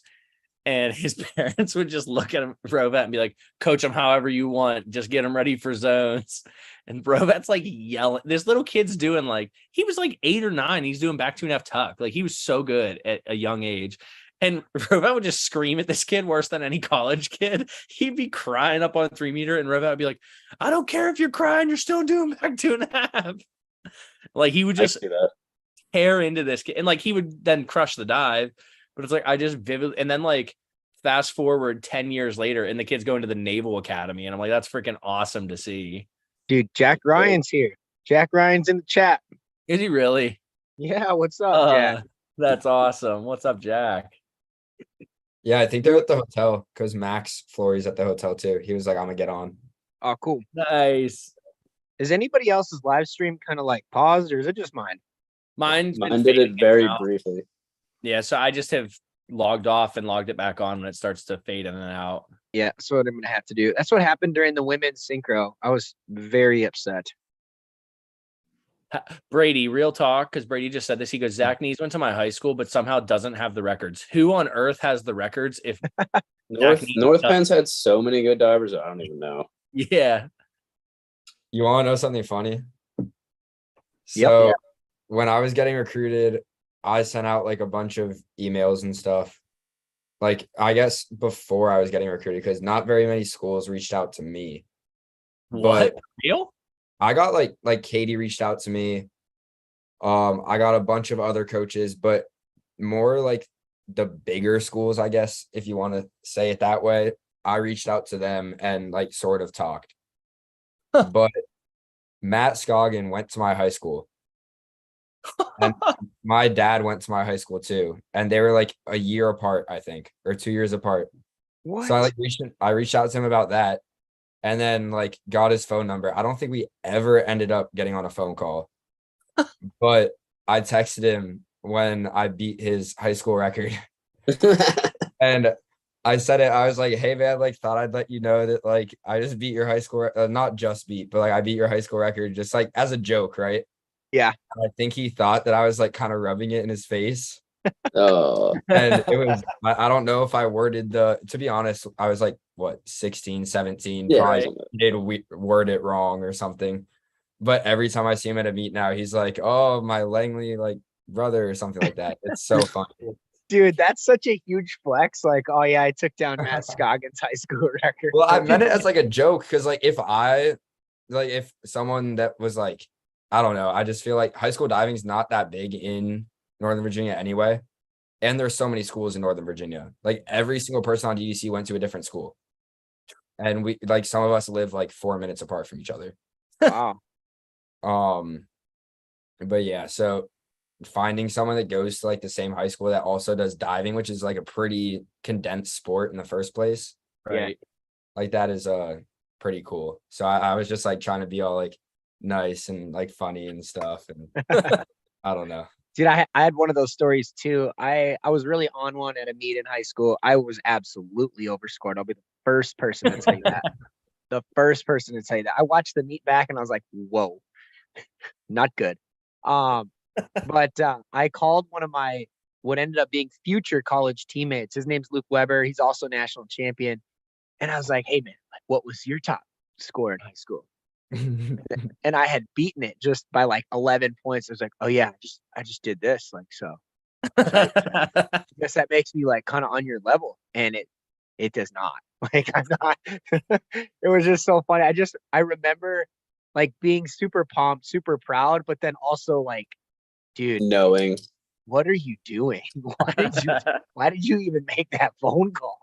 And Yeah. I know Dylan's obviously is a completely different situation, but it was just like, man, I wish I was a little more grown up as a senior in high school, Right. because that was pretty embarrassing. I think that's kind of the point of it. Like we all had to grow up, but honestly, it's like funny. Like I never even expected to get close to my high school record. It was set by an Olympian, David Pickler. So the cool fun fact about my high school is David Pickler. He was an Olympian, and I think in '96 and 2000, he was Troy Dumais' like first synchro partner at an Olympics. And Nunzio Esposito went to high school at the exact same time in the same high school. Oh, that's crazy. Pretty cool. And then here, just to update you guys on the chat, just because I think it's kind of funny. So Yeah. Evan said, just saw Long Dao Yi from China. I think he's the younger diver. Yeah. He said he's 20 years old. He's the best natural athlete in the sport right now, which I've heard. So Evan, I think you have met him, Mr. Shi. His daughter's getting ready to go to Harvard. But he said that he's like the best diver in China is this super young 20-year-old dude. But Evan said he also produces and performs his own music at live concerts in China. That's sick. It must what be else? nice to be talented. What kind of music? Do we know? Yeah, here we are just sitting here on YouTube talking about diving. Do you And know then what kind of music? Brady said the record holder at North Penn right now is Bryce Hawk. Okay, yeah, that makes sense. He went to Penn State. But it's also like when I was in college, I started coaching high school in Pennsylvania. And the way they scored then, I mean, that was, I don't know, I guess 10 years ago,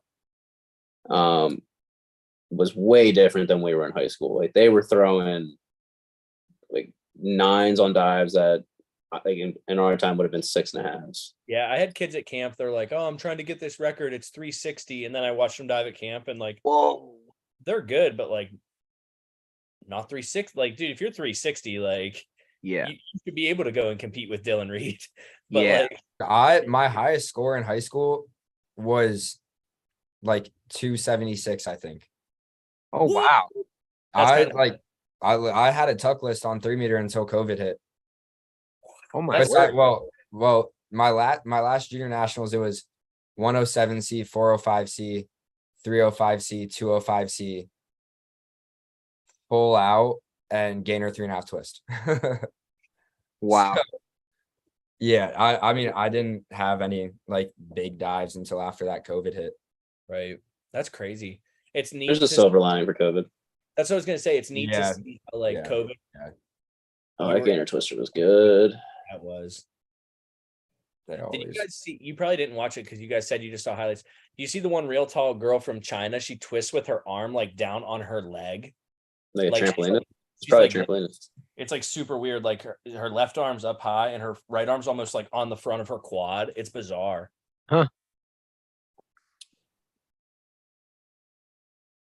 Did not know Ruby, that. how is your like summer training going right now? You had like, some camps. How'd they go? Who you talking to? You, Rooney. Yeah, they're fine. I mean, I mentioned earlier our pool is completely out of commission, so it's like we're lucky. I did some fundraising last year and we got a trampoline. So that's what we're doing. I have Monday through Thursday, noon to 2 for 7 weeks of trampoline only. And so we're getting some good work on, positioning and timing, but obviously it's not quite the same. But we're learning a lot of things like high school kids just in general and new divers, which is a lot of what I get, struggle with throwing their head back right away on backs and reverses. I mean, that's everybody, right? You're naturally, you want to look the direction you're flipping. And so on the trampoline, it's really nice. I created these little flashcards and they're on like a ruler meter stick, and I'll stick it out like where their eyes should be looking, and I can flip it one way or the other, and it's a different color. And I make them tell me, all right, what color did you see? And so it's training them to look in a specific spot with your head in the right spot. So we've been getting a lot of good work out of it, but nothing in the water. I mean, I did one session at a pool an hour away last month, and then another one last night. And that's all we're going to get for the summertime in the water. But Tramp's been awesome. It's been very helpful. That 307 was kind of disgusting. Yeah, that was crazy. I thought he was tight, and then he just destroyed it. Like, nope, that wasn't. That was really good. Evan said the music. Oh, wow. You guys weren't kidding. I'm just a hair behind you. That was awesome. That was super good. Evan said he does hip hop rap. He goes, he showed me his music. No lie. It's amazing. So Evan, you got to tell us what we can search to listen to this. And I will happily give it a try.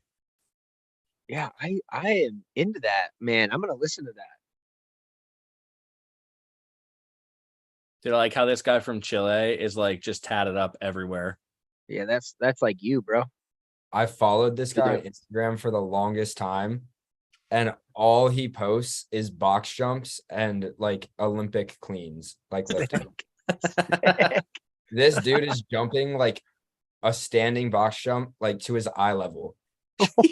Like it's nothing, but it seems like it's like the only thing he does. How about Dylan? What do you like to do to try to like learn from other divers? Like, you know, like we talked like how we'll go on Instagram, but like, what are you doing in your spare time to try to improve that's not being in the pool on your own? I like just train. So when I was training, when I was younger, I was like, when I was very young and like not really on anyone's radar or anything. I was around Grayson Campbell, Greg Duncan, Max Flory, like all of them. Ben Shizzle, I don't know if you know that name. We always used to joke because his abs literally looked like someone chiseled. Like it was like he has the biggest abs I've probably ever seen. It's insane. He went to Virginia Tech. But just being around them kind of gave me the hard work aspect. But other than that, just kind of watching videos, like watching people in competitions. I'm one of those guys that likes to like look at the scoreboard constantly. Mm-hmm. But recently, like especially this spring, my diving has got a lot more mental than it has physical. So like listening to the podcast and stuff, like talking to Max, seeing what he's like, Max has gone very much towards the mental side of diving, like deleted social media, reading books before bed, putting his phone down, like going to bed at like 8:30 and 9 p.m., like really taking those steps. And it was after zones this year when I didn't qualify on 3-meter because I failed gainer twist. Mm-hmm. It was my first dive, like my knees buckled. I did like gainer flip double twist. And it just like freaked me out. And then I didn't train 3-meter until after NCAAs. And when I came back, I was just had mental blocks on every single dive. And since then, I've really been trying to attack the mental aspect because that's never really been a struggle for me. But yeah, so I think trying to figure out ways to calm myself down a little bit about when I do get up on the board is something that I definitely need to work on now. Nice. So I feel like now it's more like conversations and like hearing people talk about what they do. Cool. But I mean, back in the day, it was literally just watching dive meets, like going through YouTube and seeing all like the lead jacks videos and just all of that stuff. All right. So I got a couple questions for you guys from the chat. So one was from so I'm going to start with the easier one. Brady Stanton goes, any advice for double win? Not sure you have any because it's a bit of an obscure one, but any would help. Tyler Horde responded to him, said, don't twist out. I say to my kids all the time as a joke, but Brady said, no way, I'm too committed to doing it in just for the sheer comedic value. Dude, that's what Chris White used to do. He used to do double in. He did. I mean, Noah Zwoski does double in. Yeah, so there you go. Ben, do you have any I advice? I hated coaching it. I can tell you that right now. I hated coaching it. I hated coaching on 10-meter, on 3-meter. But I mean, if you can do it and that's your skill set, by all means. He should DM Max Flory. Because Yes. Max Flory did it out, and then right when he learned triple, like triple, I guess technically in on 3-meter. He switched full out and double out to in. I actually think Max's in looks awesome. That like I think his looks very different than other people's, and I like how his looks. So Tyler's in 8th, Andrew is in 10th. No, we're done round 2, guys. And with Yeah. round 2, we're 2 rounds in and we're an An hour and a hour half. and 38 minutes in. That is absolutely outrageous.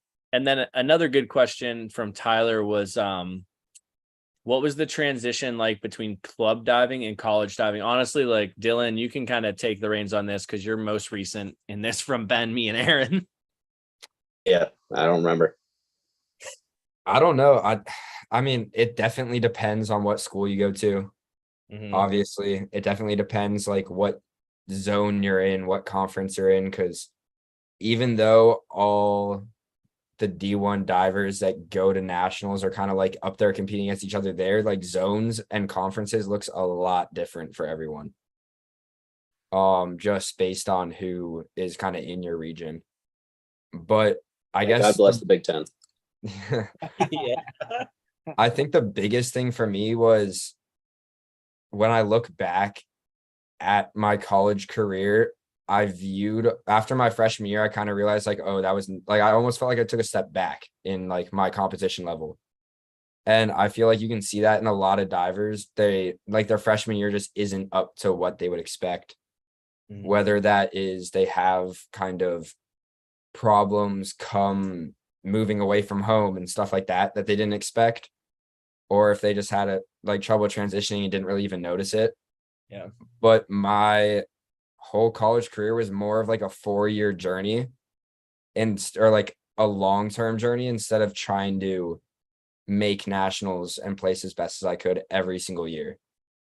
Like freshman year, I didn't make NCAAs. Sophomore year, it was a COVID year, so it was a lot easier to make it because in our zone, we have all the Ivy League teams and none of them could compete. Yep. Our zone competition on 3-meter had 8 guys. And 4 yeah, of it them, was like you in West Virginia, wasn't it? It was literally just like you it was guys. us, West Virginia, and like Virginia Tech and UVA. Yeah. Well, UVA couldn't go because they had a huge, or Virginia Tech couldn't go because they had a huge COVID outbreak right before. Yeah, But- no had COVID. Yeah, but I feel like just going into college, trying to like it's definitely a new journey, kind of navigating life on your own. And like, yeah, high school grades mattered, but I didn't really take school too seriously in high school. I was always kind of under the impression, which isn't very good if anyone still has years in high school left, but like that diving would get me into a college, which to an extent it will, but I kind of got lucky on that side that my grades weren't like terrible. But like grades matter. That's how you get like your job. Like extracurriculars start mattering a lot more just for like resume building. Yeah. It's just a whole new world. So I feel like not expecting too much and doing the best you can to like build out your 4 years would be. I think like I see it as a coach where like when I get athletes that find what they're passionate about, like as far as academics, as far as their studies, like when I get athletes that are actually, oh, here we Andrew. go. Andrew. 307. Come on, Andrew. Come on. His practice Instagram reel that he posted. Wasn't that crazy, it was dude? cra- It was He looked crazy. he looked dialed. Yeah. Come on. Make any sound effects because I think I'm a little behind you guys. Okay. Please. Sorry. No whammies. No whammies. No whammies. No I already whammies. saw it. Tell me when you see it. I already saw it. He's walking down the board right now. Oh. All right. Vertical. good. A little short. Not great. 57.75. That was a little off for him. You just got to make it in. That's all it is. That's But true. You just just got to add make it. to it, That's like, true. the athletes I get that know what they're passionate about, like whether it's business or psych or education, like I see them not struggle with the transition because they're interested in what they're studying. Yeah. Whenever I get the athletes that come in that are like, I don't mind sharing this story because this athlete will let me. His name was Carlos, and he started diving with me at my small D3 school. And like, we were not a good school at that point in time in diving. We had to really build it, but he came in and just horrible grades. I'm like, Carlos, what do you want to be? Like, you're a pre-med major. He's like, I want to be a surgeon. I'm like, dude, I just saw your bio 101 grade. You're not going near me with a spoon, let alone a scalpel. like, no. And he's like, I'm like, what are you interested in? He's like, well, I really like my theater design class. And I'm like, dude, pursue that. Started getting really good grades, like found his passion, got a job right out of college, paying his bill. And I'm like, aren't you like, but like that meant a lot to him to have a coach that's like, pursue what you're passionate about and you'll make money. Don't worry about making money. Cause if you're miserable your whole life, like, dude, that sucks. Oh, I'm guessing Farouk missed this by your facial expression. Yeah, Dylan. Farouk missed it bad, man. Dude, when he's on though, He knows He did it too. 305. He almost beat Max Florio on tower at ACCs.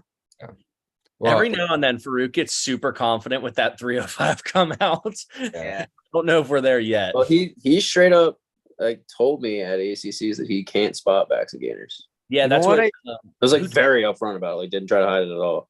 Dario said that. Dario's like, we're still trying to teach him how to spot those. Hey, No, I you know mean, what I think like- it is? Because Farouk's at Miami now, right? Yep. I think it's a Miami thing because Mia, she kicks at the water on 203 and 205 very frequently. Yeah. I'm kind of kidding, guys. That's a bit. I'm kind of kidding. Kind of. Just a skosh. How wild is that though? That like you have a pairing of Randy and Dario that have basically just like Dario's been there for what 15, 20 years. Yeah. Like he's been committed to just being there. And like how many colleges have called Dario and said, hey, we want you to come coach here. And he's just like, nah, I want to stay with Randy. Why would he? Right. Heath, Like, in the chat, Jack was even mentioning the Duraflex Fulcrums. He said they got the new ones here at the pool. Not a fan. Yeah, Yeah. we were no. noticing that. We were noticing that earlier, Jack. Everybody seems to be missing or just not riding the boards or whatever it might be. Everybody seems like they're off. Everybody. I mean, this whole competition is a little shaky. I think that'll change over time as like people get used to them. Like if it truly is making the boards like bend more and No. have that potential, like it's gonna be a game changer once people learn how to use it. Like we'll have, I mean, it's already happening, but like high schoolers doing pikeless, like Yeah. 05 pikeless, Well, who maybe maybe 07 pikeless. maybe Dylan, did you touch on this that the Australian diver, he's kind of done like a few reels of like, hey, this is what diving is like over here right now, day of training. And he's like, they have the new stance and he's like, the board bends more and I don't like it. Like he's like the performance of the board. No, it was Brittany O'Brien. Yeah, Brittany O'Brien and he did one too. And it's like the performance of the boards is not good, which is kind of a shame when you're at the World Championships. Like, Yeah, for sure. I mean, that's how we were too. Like, obviously, it wasn't World Championships. right. But, like, when we went to ACCs. So the reason that we threw them on was because the NCAA said that they were going to have them at zones and NCAAs. So when Katie got them, she threw them on our boards and because we were expecting to have them, we were like, oh, like we're going to have like a step above people because we have these new fulcrums. Yeah. And like leading up to ACCs that whole month, I could not do a hurdle. Like when I'm telling you, I was landing on my back on every single 305 I was doing. I was landing in a ball on 405s. Like going to ACCs and diving on the old fulcrum felt like I was like, it was 10 times easier. Wow. It was so easy. And like even NCAAs was even more dramatic because I was doing like some harder dives here and there. And I think that's mainly the reason that I did end up getting in that console final, strictly because all of my dives felt so easy. Sure. Yeah. It felt like I got there and I felt like I could dive again. So Like, is it a such simple fix of like, okay, you normally dive with the fulcrum on 9 and the board's so loose, so you got to put it on like 6, and that Probably. Well, one of our boards got tighter and one of our boards got like ridiculously loose. Like it was like we checked the bolts like at least 10 times because the board was so loose. It was like shifting sideways, but the bolts were like as tight as they could be. I mean, Katie knows what she's doing too. So Yeah. She had the president of Duraflex fly out Wow. overnight and check our boards because it took so long to like try to fix it. Huh. And yeah, I don't know. I don't know kind of what it does. I only tried the board that I was on because the other one was just way too loose. I knew even if I learned how to use it, it'd mess me up. Ankle deep in the water anyway. I heard there was a cracked board at NC's on one of the 1 meters, and then they Yeah. replaced it. That was entertaining. There's been a couple of those. Like I think at one of the meets at West Virginia, they changed it like a day before the competition, and everyone was kind of like what's going on? Yeah. They did the same thing at NC's. I think they changed it like 2 days before competition or something. Yep. But yeah, I mean, it's better than having the board snap under you. yeah. Aaron, this so Dylan, so we were able to like get to NCAs, and it's like 100% because of Aaron. Aaron like pulled through. He basically just emailed this guy and was like, "Hey, we were on a podcast. Can we be media?" And they gave us immediate, like, there was not an extensive It background. was crazy. Like, he didn't ask any questions. It was like, hey, I have a diving podcast. This is what we do. Like, there's not much out there for diving. Like, can we just have a deck pass, or not a deck pass, but a media pass? He's like, yeah, sure. Sounds good. Okay, sweet. Like, Well, we'll get there. So we asked the guy, so like we were allowed to go down and which honestly, once again, we feel so bad because like we didn't go interview Lyle after he won because we're like, oh, we've already asked, like we text him all the time. And now we're like, crap, we should have went and interviewed Lyle. But we go down the last day and we're sitting there talking to him. We're like, hey, so how do we get on deck? How do we get that credential? And he's like, well, you have to be a videographer or a photographer. I'm like, so just buy a camera? And he's like, well, you need like media, like you'd have to show us like a port. Well, I'm like, well, what if we have a YouTube channel and Instagram? Like we post videos, like that's video. Like you can use your phone now. Like they shoot movies, like major motion pictures on phones. Oh, and he's like, yeah, if you just have a YouTube channel and you show like video content, like they would probably approve it. So I'm like, Aaron, I got to get this YouTube channel rolling so that way we can get on.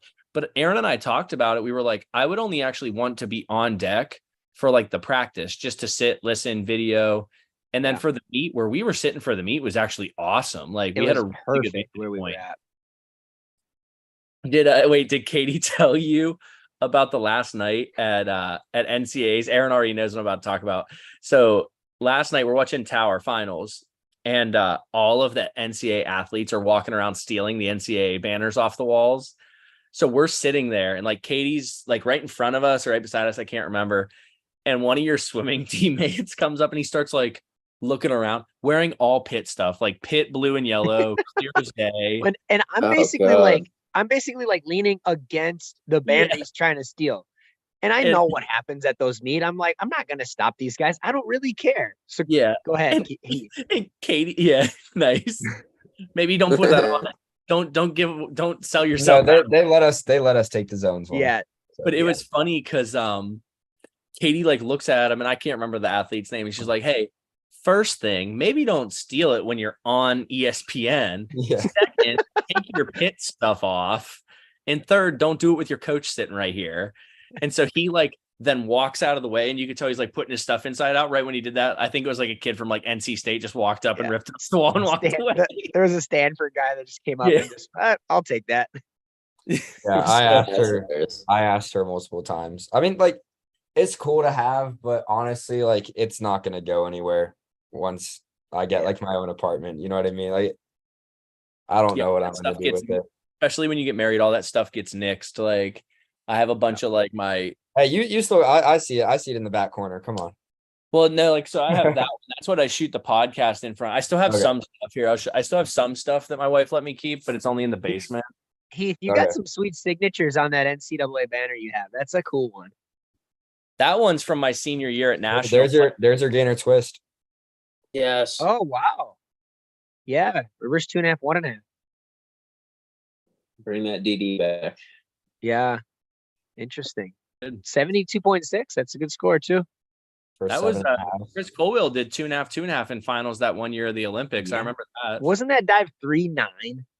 Yeah, it was like significantly higher than 53.37. I don't remember what it was. It was like right around then is when they reworked the DDs. Yeah. Did you guys see that London like World Series competition when Patrick Housing did like 307B, gainer 2.5 twist? He did like all of them in one competition. I watched it on YouTube growing up, and then like The next year, I was like, oh, I want to watch that video again. Nowhere to be found. Huh. Yeah. No, I that's can't unfortunate. find it. The only video I can find is that 307B, and that's only because I had it screen recorded. Yep. Dude, I'm telling I screen record like everything now, and then I just make sure I always save whose it actually is, so that way anytime I do post it, I always give them the credit for it. Heath, here's our favorite rapper. We got to look up his music. Yeah, Evan's 307. gotta tell us. Oh, I wonder how that works with like Oh, he training went and way stuff. long. Oh, I wonder how went that works long with with that. training and stuff. He's got Bailey Cranford feet though. He does. Hey, you said they're getting better ever since we called her out for it. They have been. I'll send you a video later. Like they're actually. I don't know how he didn't go further long on that. Yeah, that was crazy. Like Like he kind of kicked- close. Yeah, I thought he was It was a close. little tight. Yeah, That was a good save, though. it was. I don't know if it was a 70-point save, Yeah. but yeah, dude, that was one of my favorite things ever when you texted Aaron and I, and you're like, dude, ever since you guys called her out for her flat feet, she like comes up and goes, "Where my feet pointed?" I'm just, you Like, just, I'd say 75% of her dives. She's like, how are my feet? I'm like, still not great, but definitely better. well, for what it's worth, tell her to listen to next week's episode because we definitely bust on her for her fronts and inwards. Yeah. So you'll probably get a new She's gonna machine. get great, awesome. I'm gonna have a very angry 18-year-old right before nationals. Can we please tell everyone what you said in the text message about working with those kids? Oh, did I call them emotional terrorists? Kids Yeah. are emotional terrorists. They are. Yes. Like, dude, you text me and Aaron some stuff every now and then, and I just lose it. I'm like, dude, I'm like so So happy funny. I'm friends with Ben. Dude, like coaching, like specifically between like probably 11 and 14, because I don't consider them actual people. They are strictly emotional terrorists because they live to just push your buttons. Like they're just testing what they can get away with. Honestly, Ben, you're Like- probably, I don't even know how like everything works on YouTube. We're probably gonna get like our first strike just by you using the word terrorist on YouTube. That might be, yeah, maybe. I don't know. We'll get But- banned on our first live Yeah, stream. I mean, like, whew. There's one kid in particular on my team that lives to just push my buttons, and he's good at it. Hey, at least he's good at it. Like he's better at it than anyone I've ever met. If you're gonna do it right, you know. I could probably teach some of your kids. I had a couple of years with Beth Oh, Dillinger. dude, that's like, so I joke with Ethan Aaron all the time. So my coach was Ron Jenkins, and he was another like longtime D2 coach. Yeah. And almost every single conversation I have with him these days starts with like, dude, I'm so sorry. Like I was such a terrible kid. No, like Steph and I are so close now. But if you saw us when I was in high school, you'd be like, though, like my parents my mom told me that we were switching clubs because it was just like we were butting heads so much. And I just knew like that if I did switch clubs, I just wouldn't like be as good in the long run. I already told her, I was like, no, like I'm not doing it. It was like sophomore year too. High school. I was like, at not least, happening. at least you had enough like foresight to know like, hey, this is where I can be successful. I just gotta, that's just part of the process. Like that's why you and Steph are close now, is because you were just probably not the nicest human being or just an immature kid. And it's like we Yeah. all were. That's what it is, and that's what, as like annoying as like sometimes like they can get. I'm like, dude, like they're kids. Yep. Like, maybe they're just truly afraid of what I'm asking them to do. Maybe they had Yeah. a bad day at school. Maybe they're just hungry. But like they're kids. Maybe I'm getting annoyed because I'm hungry. I've been known to get hangry. Steph makes us take. She forces us for snack breaks. Yeah, our I kids, mean- our I mean, kids take Katie. snack breaks. Katie does. They just like disappear. Like they'll just be like, all right, I'll be right back, and they'll just like walk over their bag and like pull like something like it's not even good, like a Rice Krispie treat. Like, dude, What come about- on, like, eat like a protein bar or like something that's not terrible. What Our about go-to is go-go squeeze. Go squeeze. whenever I coached at Westminster, so like because I was a D3 coach, you know, I mean, Ben, you know this, you got to work like 17 other jobs just to get by and pay your bills. I would Story of my life, man. yeah, like I would show up to work sometimes and I'd be like dressed up because I came from like working at Sunglass Hut. And I didn't know this until like 2 or 3 years later that my kids were like, dude, anytime you show up to practice in gym shorts, sweatpants, or like comfortable clothes, practice is so much fun. Dude, if you show up dressed up, we know that practice is going to be hell. And I'm like, oh, why didn't you guys ever tell me that? Like, I probably would have tried my best to like change that. That's tough. And like I tell them, like I try to give them like full disclosure. Like, dude, I had a really bad day at work. Yep. Like, I'm sorry if Yep. if I'm like just a little mean.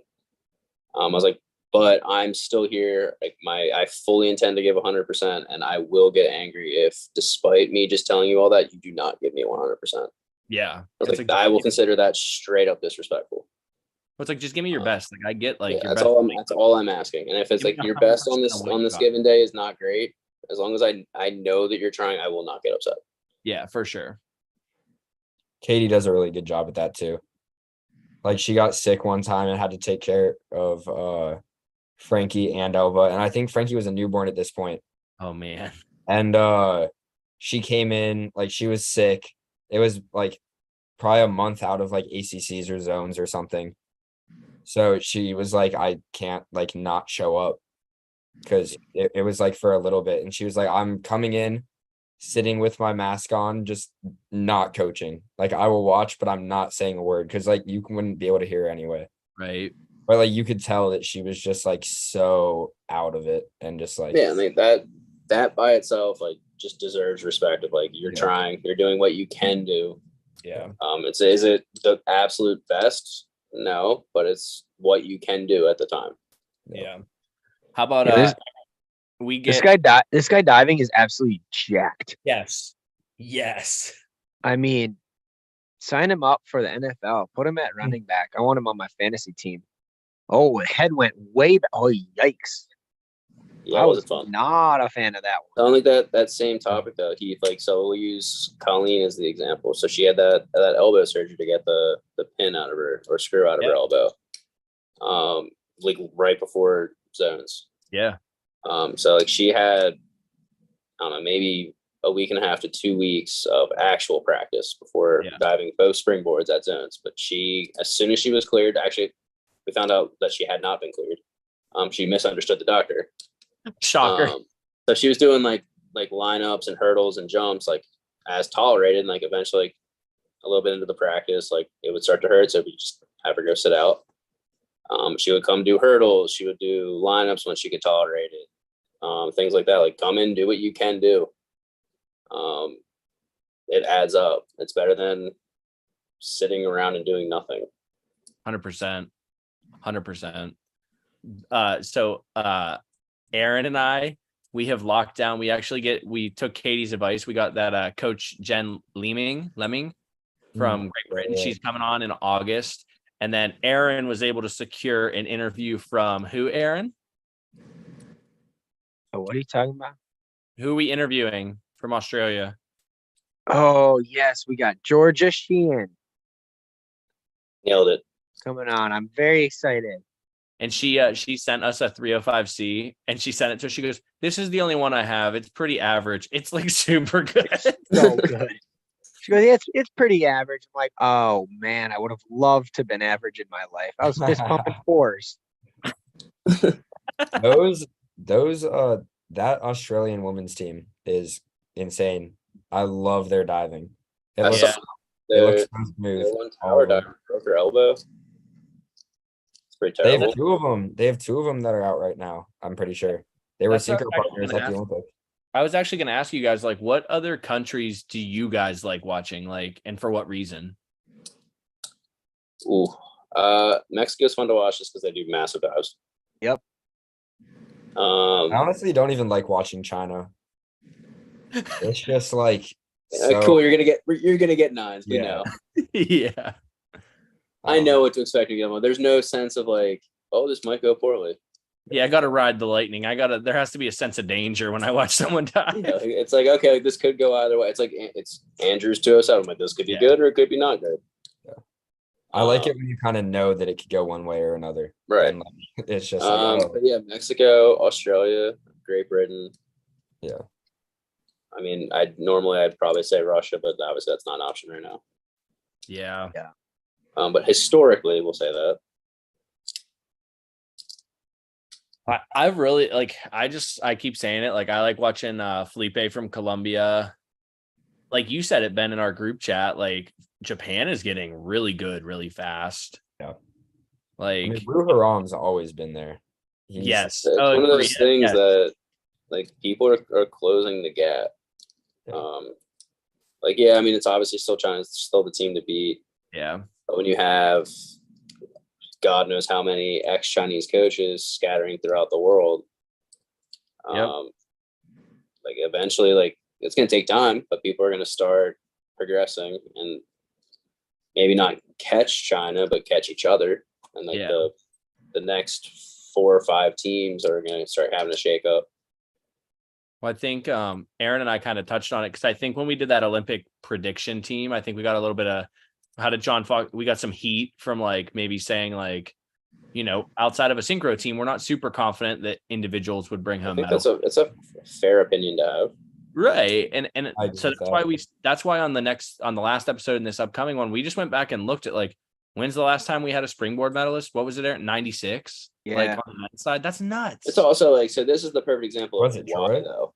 Like this event right here is That was why. Mark Lindsay. When there's 70 something guys in the event and we'll say, I don't know, 40 of them are doing big lists that could theoretically, if they put it down, could medal. Yep. It's way harder. Yep. I mean, there's 70 dudes in this 3 meter event, and then there was 12 teams in synchro. Yep. Exactly. Just math. Way different accomplishment. Way different. Did you guys watch the men's 3 meter synchro prelim? I didn't watch. not. Yeah. I did not. It was a little so bad. early in the morning for me. Yeah, I watched the replay. I think it was terrible. Oh, really? I definitely watched it because I sent Aaron a video of one of That the 51-32. Yeah, they did the 51-32, 52-33, 105B. I'm like 405C. I'm like, Aaron, like throw me down on a board for a month and a half, and like we could have that list. Yep. I'm confident with that. I can do that. I'm the old, fat, out of shape, but I can do that. For sure. And it's like, I mean, but also like, hey, good for that country for like being willing to send, like, that's a once in a lifetime opportunity to go and get to compete at the world championships. Like, who cares if you get last? Like, dude, give me last. You gotta start somewhere. Get me last at spring nationals. I'd still be okay with that in the USA. Like, I'll take it. Here's Anton. I feel like Gamboa is building like a really awesome, just stable program down there at UNC. I just wish he had a full tower setup. Yeah. Hey, don't take that away from me. I didn't say you have to take yours to have it. Oh, that looked tight. Oh no. Anton 305B, way long. Oh. He stood that thing up. Yeah, he did. Oh, he's so mad. Oh no, 25. I'm not sure I've ever seen him miss a dive like that.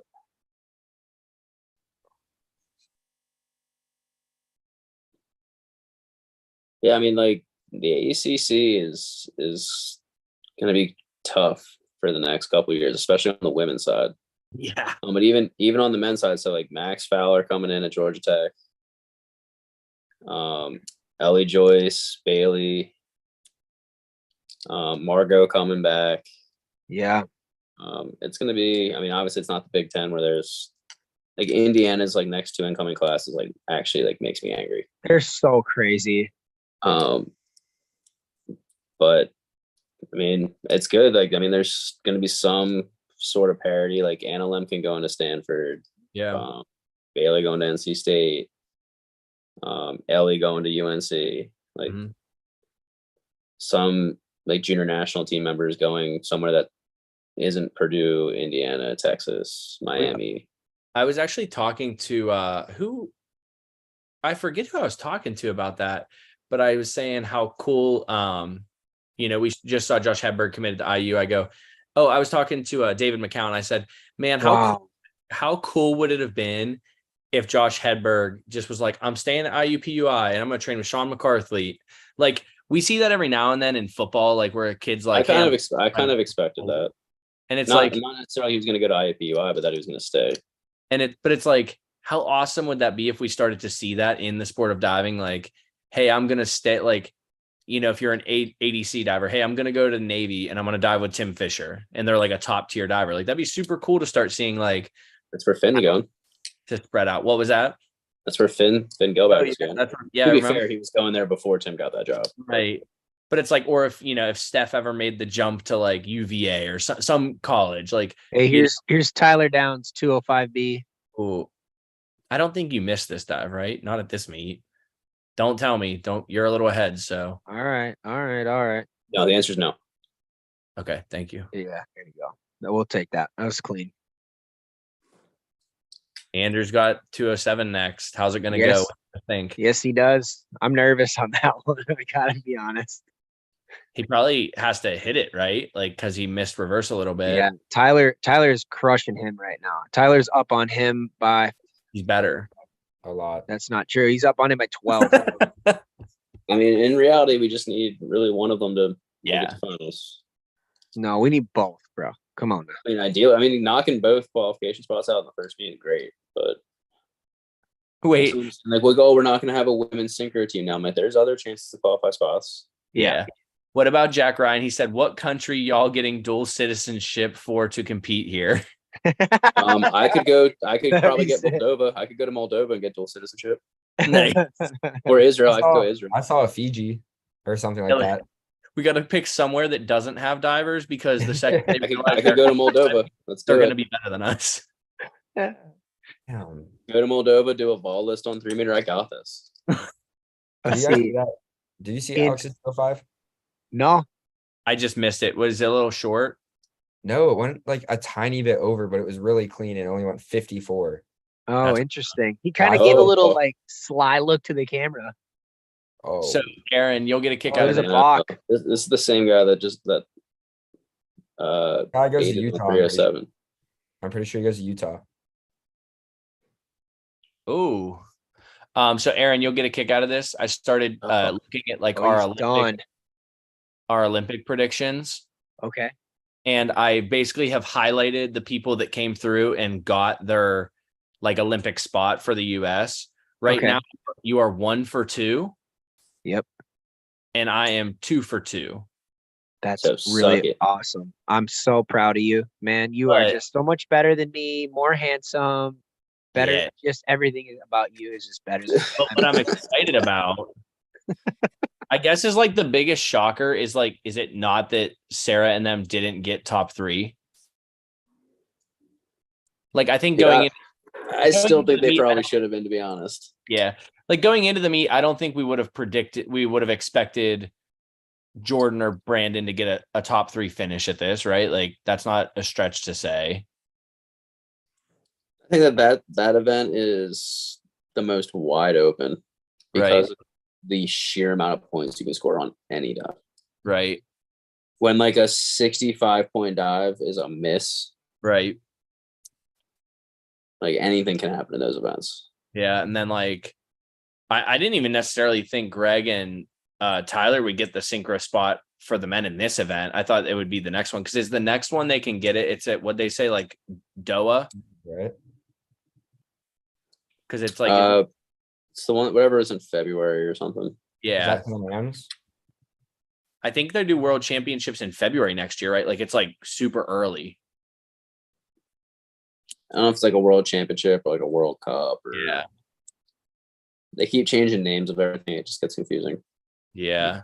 Oh, And then they changed how what I didn't they keep calling it FINA. So and didn't they change that while we were at Winters, Rooney? Yeah, we were out to dinner and it was like I got this alert on my phone. Hey, FINA is now World Aquatics. I was like, okay, cool. And we were having the FINA judging course there at that time. So we kept walking around to the people like, hey, are you at the World Aquatics judging school? And they look at me like, what are you talking about? Have you guys liked Jeff Stable's like Facebook updates?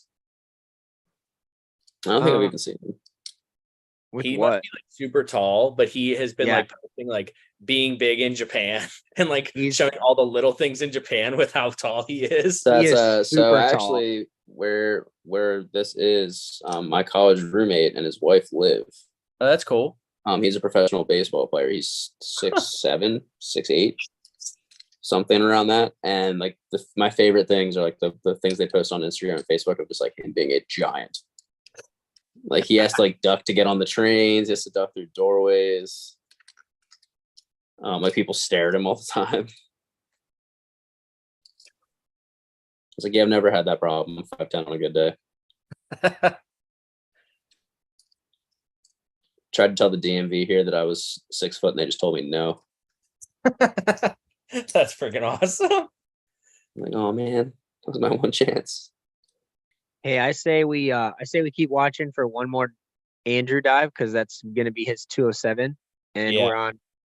That'll be the beginning of round 4, and then I'm probably gonna head out and go to bed. I think that's fair. It's fine. I only got to be at work at 5 a.m. It's fine. Yeah. What is your other job that you do, Ben? I just work at a grocery store. Nice. Hey, employee of the month. I did get employee of the month. I got a bonus that they taxed the hell out of. Oof. Hate that for you. Where's that? What? It's What? good to What's? watch. So Oh, which country are we going dual citizenship with the whole tax thing going on for you, Ben? Too. We gotta Dude, figure like I'm this out. saying, I should go Moldova. That's where my family's from. Okay. awesome. I'm sure they don't have a good diving team if they have one at all. I want to dive for Djibouti. I heard they got an open spot there. I think I can make the team. Dude, Osmar from Mexico just drilled that. He's fun to watch. He's like real fun to watch. I'm saying like Mexico's fun, man. Yeah. Didn't the coach that helped out at UNC, what was his name? Win. Yes. Was that Abel's like last year? Yeah, that was Jim. And he was He's in Canada now. Really? Yeah, he Yep. said he helped out in Mexico for a while, right? He was in Tijuana for a while. He's awesome. I love Jim. Jim's awesome. He was super nice whenever I visited there one time. He's great. I really wish he was still here. He's awesome. It was Have you funny seen- seeing like when I was watching Bailey and Shannon at Junior Worlds, like seeing him in the background of videos and like watching his dive. Like, oh man. How wild is that Bailey brought him a gold medal from Junior Worlds? What was that like? Like, is that your You know what first? makes me really angry? I still haven't seen that gold medal. Bailey, come on, get it together. No, it's cool. So that was all going on. I don't think necessarily the team event, but her individual event was going on while like, one of my best friends was getting married. Right. So I had my phone on with the live stream, like as a groomsman in a wedding, and like kept like peeking down in the middle of this like ceremony, like when's she going? But yeah, I mean it was awesome. I know like they both had a great time. I know the hotel wasn't great, and Ellie got bed bugs. Oh. Which is funny. So that happened there, and then the Montreal World Cup meet, Maddie Keeney got bed bugs in the same hotel. So maybe they should probably do something about the hotel. Yeah, that seems like a simple fix. But yeah, I mean it's pretty wild that like they got to experience. Oh my god. Is this bad? Daniel Goodfellow, 307C. Frustrating. Oh, that was nice. He's done one of the best 207s I've ever seen at Calgary. Ooh, He's- 87.5 on that 307. That's insane. So Calgary 207. It was insane. Wow. Yeah. Oh Let my me gosh, find that it. was a big dive. I- That was fun. But it's got to be like, you got to think like at a meet like this, like if you hit 4 70 pointers, now he has an 87 point dive. He just has to land on his head on a back. Yeah, he's fine. That's wild. That's what I'm saying. Like that's why one of the reasons I like kind of disagree with how we do Olympic trials is Right. you get to meets like this or you get to the Olympics, and like the name of the game is just survive. Yeah. Until you get to finals, like all you need to do is make it through. Actually, speaking of, I think Jeff Stable is judge number 3, and you just see how giant he is in that He's a big chip. dude. He's a big. He was in Greensboro for some reason one time, and I was like coaching him. Because he's a master's diver. Dude, he's a really and he- good masters diver. And he just does dives like I've like never seen before. Inward dive, 1.5 twist. Oh yeah, something like that, or like back dive, 1.5 twists. Yeah, Yeah, it's like, what the heck? crazy. He like comes. Oh, he's definitely judge 3. Yeah, he's judge 3 for sure. But he That's would come up and like ask for a correction, like, dude, I don't know. Like it looked fine. Like Good enough for me, dude. I was like, that was just genuinely impressive. So we got on during spring nationals after everybody left. We were just all the old people, all the masters divers and some of the table workers. We got on the board at WVU and Jeff was diving and I got on. I haven't dove in. I mean, I don't dive. I get on one time per season with my high school athletes just to show them they're not that good. But Jeff's up Just there put 'em in doing their place. he's doing 105 B's on 3 meter, just shredding them. I'm like, I don't even want to try that dive right now. And he Yeah. is like 6'5", and it's unbelievable. He's so Yeah, he's a good. big dude. Ooh, that was a rough double out. Yeah. Oh, So there's there's been a lot of Crowder. iffy hurdles. There's our boy Anthony Crowder on the live stream. Yeah. I just saw him for the first time. I saw him after one of One of Ekdal's David's. dives. It's pretty cool to get to see like all the college coaches that end up getting to like go and be a coach for a different country because that's where their college diver dives. I think it's a neat experience. So Yeah, that's a mixed good, feelings about it. Ben, will we ever get to see you up in the college ranks at any point in your career? Who knows, man? I've said it to people before. Like, it would have to be the right fit. I don't like the idea of my livelihood and my job being tied to a swim coach. That's fair. Whereas like club, like, okay, yeah, I mean, there's still issues with job security, I guess, but I can't, like, if the swim coach has a bad day and just like takes it out on me and fires me and like now I'm out of a job. That's super fair. Or like, oh, you didn't produce any points. I'm like, well, neither did you. Like, I don't. So it'd have to be the right fit, the right time. Yeah. But who knows? How Never about say you, never. Dylan? Dylan, do you want to be a coach when you grow up? No, Dude, no hesitation. No. No. I'm doing a hard cutoff of athletics. Nice. Really? Yeah, like this summer is the first time that I've had a job outside of athletics. So like during the school year, I work like probably 15 hours in the ticket office, like selling tickets just to make money here and there. I did like a business office internship last summer, but I'm just like, I love kind of that side of not being in athletics. Yeah. I think Fair. it's also good, like for me, that I kind of found that 93 points. Jeez. That was nuts. I can definitely see myself being one of those people that have a really hard time transitioning from Mhm. athletics into like not being part of a team or not being part of a sport. So I think that was a really good thing for me this summer to find something like different that I like. Right. That's cool. I mean, literally at NCAAs, Katie was talking to the Denver coach. I don't know his name. He's like, Aaron Diodario. yeah, he was saying that like he was telling her that you need to start working with him on like this early this summer, like figuring out like what he likes outside of diving and like kind of taking over that kind of like I think that's where people run into trouble when there's that Yeah. giant hole. yeah.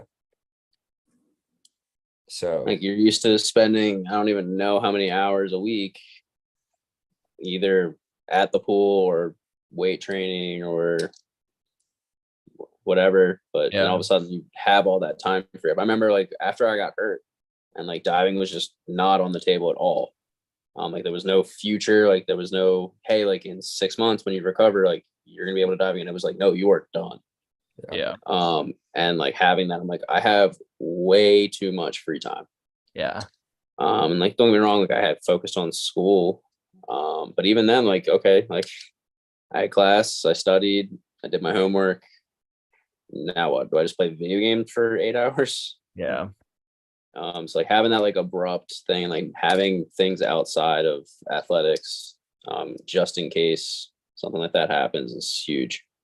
yeah, I mean that's where it also comes, Heath, with making sure you like what you do. Like Yeah. your point earlier, it's just like, yeah. Did you guys see what Jack Ryan put in the chat? He Yeah, said, for sure. "You know when Wang isn't going 100 points on that dive, the boards are all funky." Yeah, triple. Yeah, he was definitely a little out and short. So I mean, that Yeah. kind of goes right to what we've been talking about. It's a shame because like you guys said, like it could just be the length of this event between dives. It could be the boards. It's probably a combination of everything, but it's like probably thought we would see maybe a little bit more people dialed in for this event. I think too, like I have a feeling that once semis gets underway and people start getting in a roll and like getting in a groove, it's Yeah. going to improve. But also, I mean, if Jack's telling us the boards are tough, I mean, I 100% am. Yeah. He's there. I mean, he's there. He's telling us this is not quite As you say normal. that, watch what happens. Oh, Yep. As I no. say that, the guy goes halfway across the pool on a double house.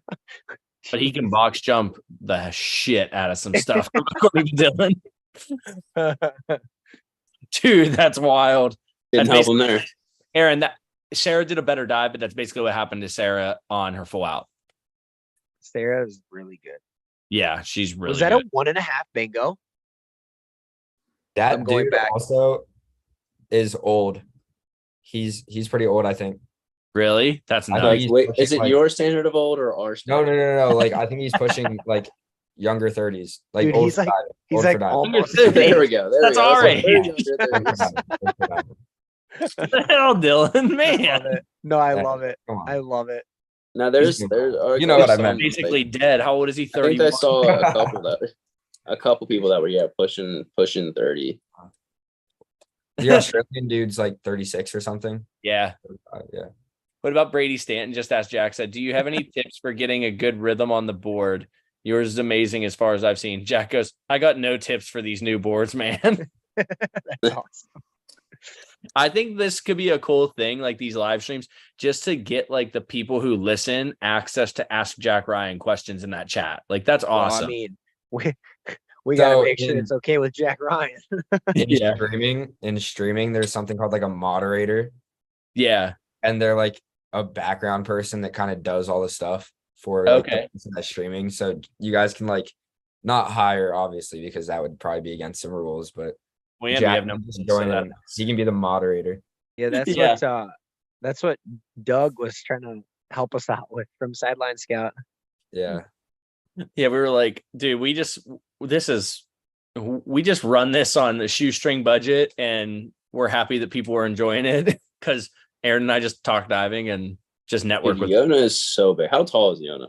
He's not as tall as you think. I think we asked him one time and I Yeah. think he said he's like 6'2", 6'1". Yeah. That's what I would say. I 6'2". was going at least 6'4". Maybe he said 6'3". I'd have to go back and look. It's Jack- definitely in our episode. He's Jack a is ki- big- Jack a is big killing me boy. right now. He says $20 an hour is my rate. Not bad. I love it. Well, he's doing it for free right now, so Yeah. Yeah. volunteer hours. Volunteer hours. That's Hey, so Jack, funny. since you're watching, Jack, what's your pet peeve? We've been trying to ask that one. Dylan and Ben, you got to answer that too. What's your pet Yeah, peeve? what's your pet peeve? I like Oh that. God, I have kids so that act many. like me when I was younger. Say that again. Kids that act like me when I was younger. Uh, Steph will appreciate that honesty. It's like, I mean, she knows it too. It's so obvious, like how just like annoying and stubborn I was. But like back then, sounds like me.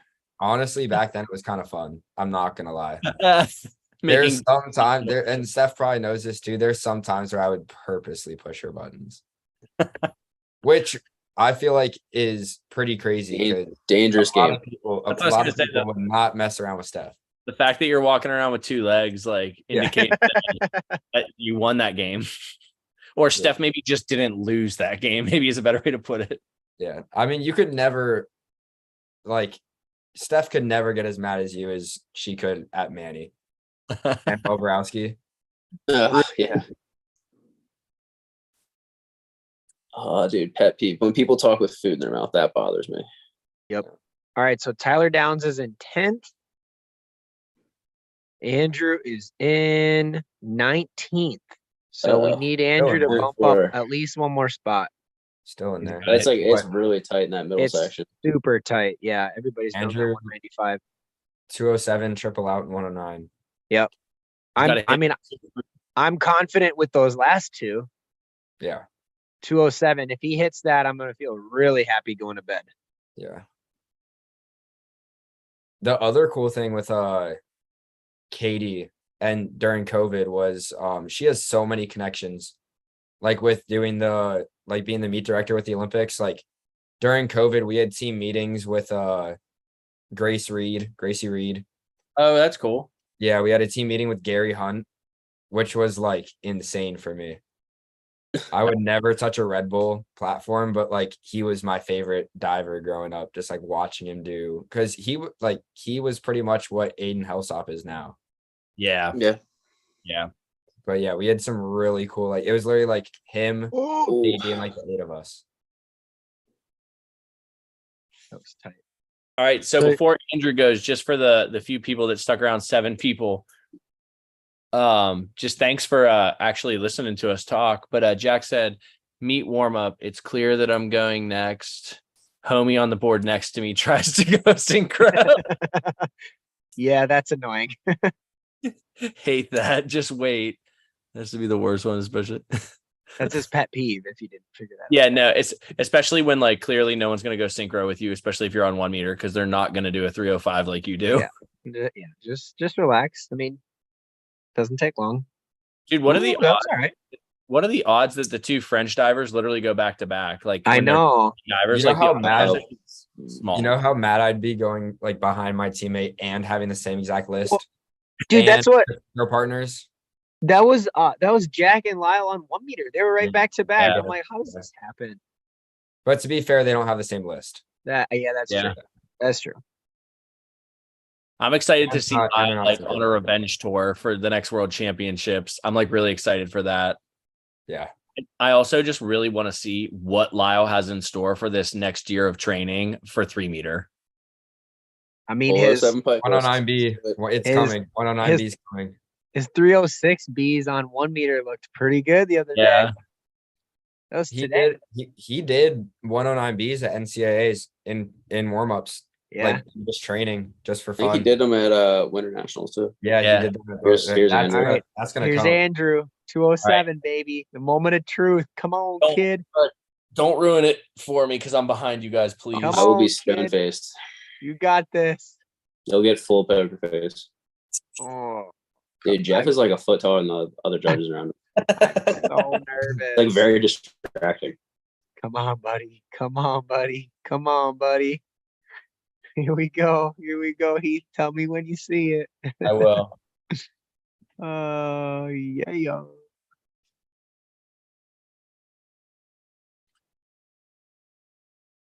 Could cut the tension with a knife. So bad. There's the face. There's the face. Yeah, Andrew landed pretty much on his back, so he's not Yeah, gonna but, be like, making. That put a pit in my stomach. That's Yeah. not good. Dang it. And this dude Well, looks like he he's just 12. needs 290 pointers. Ooh, that had to hurt. Dang it, man. All right. That was So like me with Sam Duncan in that synchro you brought up. dude, when Sam told us, yeah, I'm gonna do synchro with Dylan, we got 2 completely different hurdles, but we're gonna figure it out. 2 different body types, 2 totally different divers, 2 different hurdles. Like Did you have fun? I mean, other than eating it and failing a dive, yeah. That's- yeah, We that's did all score. background. I think we scored 165 points higher in finals than we did prelims. Hey, you made That's it. actually impressive. And Yeah. I think we got 6th. Like we didn't even get last. So Don't get DFL. yeah. So, no, That's but awesome. yeah, I had fun. I mean, we were also like, I wouldn't say we were like friends now, but we're definitely cool. Like I talk to him all the time at meets. And we'd butt heads a lot in juniors. So it was really cool to just be like, hey, like Cam's sick. Like you want to just do synchro? And he was like, yeah, sure, let's do it. So That was cool. That's cool. Yeah. No, I'm excited for what you have in store for your 5th year, Dylan. Ben, good luck with juniors. I feel sure we'll literally talk to you probably before the end of the night tonight. Yeah. And but let's try to I think even though we only had a few people jump on, we'll try our best to try to do this for you guys every so often and keep doing this because I just had a blast just sitting here talking diving I with mean, you even guys. if it's not, yeah, I mean, even if it's not like you guys doing something like based around a meet, doing like a live episode, something like that. And obviously, I mean, you can probably do the episode live like this while recording it and make an episode to put out. That's what I But told it Aaron. does give that cool thing of like people can send in questions to you guys to or whoever's on there. I kind of mentioned it to Aaron. Like we're kind of in this awkward spot of the podcast where like we're really good with what we're doing. And the next step would be making it like a real business plan of like, how do we, and I think that would be the move. Like I told Aaron, I said, I watched this one podcast and they live stream and it's like, people can like send a question in for $5. And it's like, if they send a question for like $100, they can like have it, like they can ask it on the air or something like that. But we're brainstorming. A lot of it honestly is like Aaron and I just have 2 full-time jobs that we both like what we're doing and love what we're doing. And this is a fun hobby that we have, and we're happy other people are kind of interested. We were pumped that you wanted to come on, Dylan. And when we asked Ben, he's like, yeah, I'll do it. Like, we were like, okay, cool. I was like, yeah, I'll have to get home for practice, but I'm in. Like, I'm always down to do this stuff. Like, cool. I don't watch the diving with a bunch of people. Like, Chris and Tyler jumped in the chat. A lot of the pit dive, like the thing I like about the pit dive team is like we kind of all do our own things, like outside of the pool. Like everyone's studying something different. Everyone has their own interests. So it brings a lot of different like viewpoints. But other miss 207. I'm always like, some of the people like watching the replays or like just the highlights. Like I'm always watching the full meet. So like, if you guys don't have anyone on, like I'm probably just sitting there watching alone. So sick. I'd maybe with someone. When the next big event's the Berlin, what's it called? Like the Super Cup final or the Super final? Something like that. It's in like August, right? Like it's relatively quick turnaround. It's during your golf outing. Yeah. Really quick. Cool. Early August. So maybe we can try to aim and do this again. I just saw Carson Tyler jumped into the chat and said this was lit. And I'm like, I kind of wish Carson would have let us know he was in there. But yeah. So this was fun. I actually reached out to somebody from World Aquatics, and it was from the Berlin like meet organization personnel. And I was just like, hey, like clearly not enough time for Berlin, not worried about that, but like, what do we need to do to get, access like media credentials or deck passes to some of these events in the future? Sick. Like that's what I'm looking for. We can probably figure out a way to fund our way there with asking for help that way.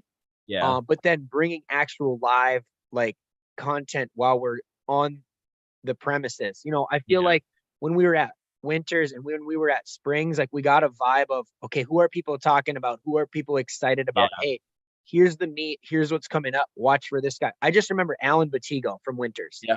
Yep. And that was the first time I saw Jack Ryan dive like Jack Ryan dives. And then all of a sudden he has a great NCAA season, and then he has a great Springs, and here he is at the Worlds, right?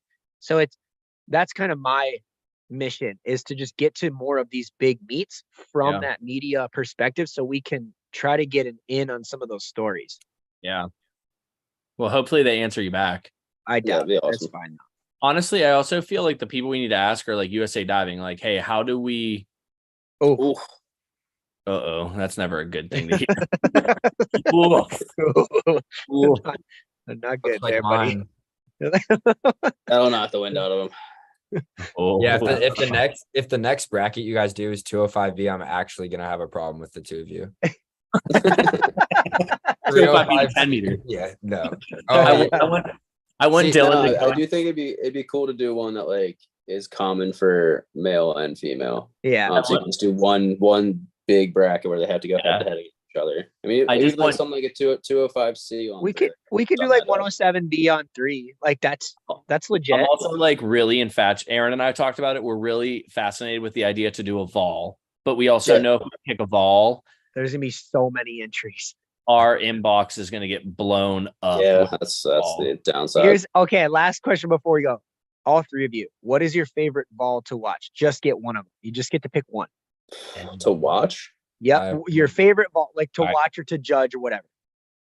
My favorite vol blisters in general usually is a Chinese female doing 53-31. Okay. Oh, okay. how they like set it up. It's Yep. just awesome. That's the go-to. Dylan. I was gonna say 53-31 too. Nice.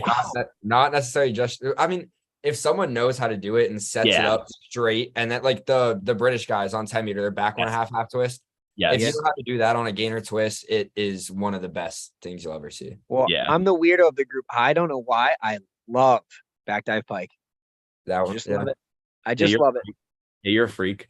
Yeah, that's It's fine. just too easy to do like well though. I feel like I don't I know. could That's the dive. I could When only do I'm- it straight. When I'm judging and when I'm whether it's at Division II NCAAs or wherever I'm judging, for whatever reason, if somebody does a proper back dive pike, that is the one that I'll actually score a little bit higher than anything else. Because if it's done well, you can see everything is done well. yeah, And I agree with that. that's just it. Yeah, I don't know. A lot of guys are missing right now. Andrew's still probably Yeah. not as far out as people think. Yeah. Well, and I hope not. Brady Stanton said, please not a vol bracket unless it's flying front 1.5 pike. It could That'd be be funny to do a sick. bracket of like something just like unorthodox, like inward twister. I want the bracket thing to become a big enough like success that like we say 205B and Dylan walks into pitch practice. Katie, I'm doing 205B on 10 meter today. Like I don't care what happens. No, I'm no, doing it. no. I don't care. I don't care if there's like $1 million on. I will not like. I Yeah. think that dive's way I- scarier than a 207. I got recruited to pit mostly for platform. And you're like, fuck that. Excuse me. Because my junior diving, I was a platform diver, and then I fractured my wrist. I fractured it 8 times, not all at the same time, but Jeez. just over time. And I'm just like not touching tower. I'll hang out with the 5 meter list that'll place me like 20th, get me points, you know. Perfect. That's respectable, dude. A good 5 meter list at NCAAs can get like, you can do well with that. I look at So Andrew you're- Capobianco. Yeah, so you're saying Andrew Capobianco is in the game now, Heath, is what you're saying. No, I said 10 meter. I said for NCAAs. Oh, okay. National. Mm, I think Tyler's beating Andrew right now, right? 100%. Yeah, like I said, he would on How- list one. What number are they on? Like in the order? 18. Diver 18. Oh, I think Tyler's what, away from 42? Tyler. Yeah, so we still have, like 3 hours to go. Yeah, I'm I just can't believe how long these events are. Yeah, it's rough. It's rough. no bueno. But all right, well, that is it from me. I hope you guys had fun. I hope the viewers or the listeners that joined in, I hope you guys had a good time. In the future, we'll try to use like a meet that's already on YouTube because I do think then we should be able to stream it and talk about it. So we'll try some stuff with that and go from there. So Ben, That'd be Dylan, fun. thanks for joining us. Yep. Thanks for having me. Thank you guys. See you guys.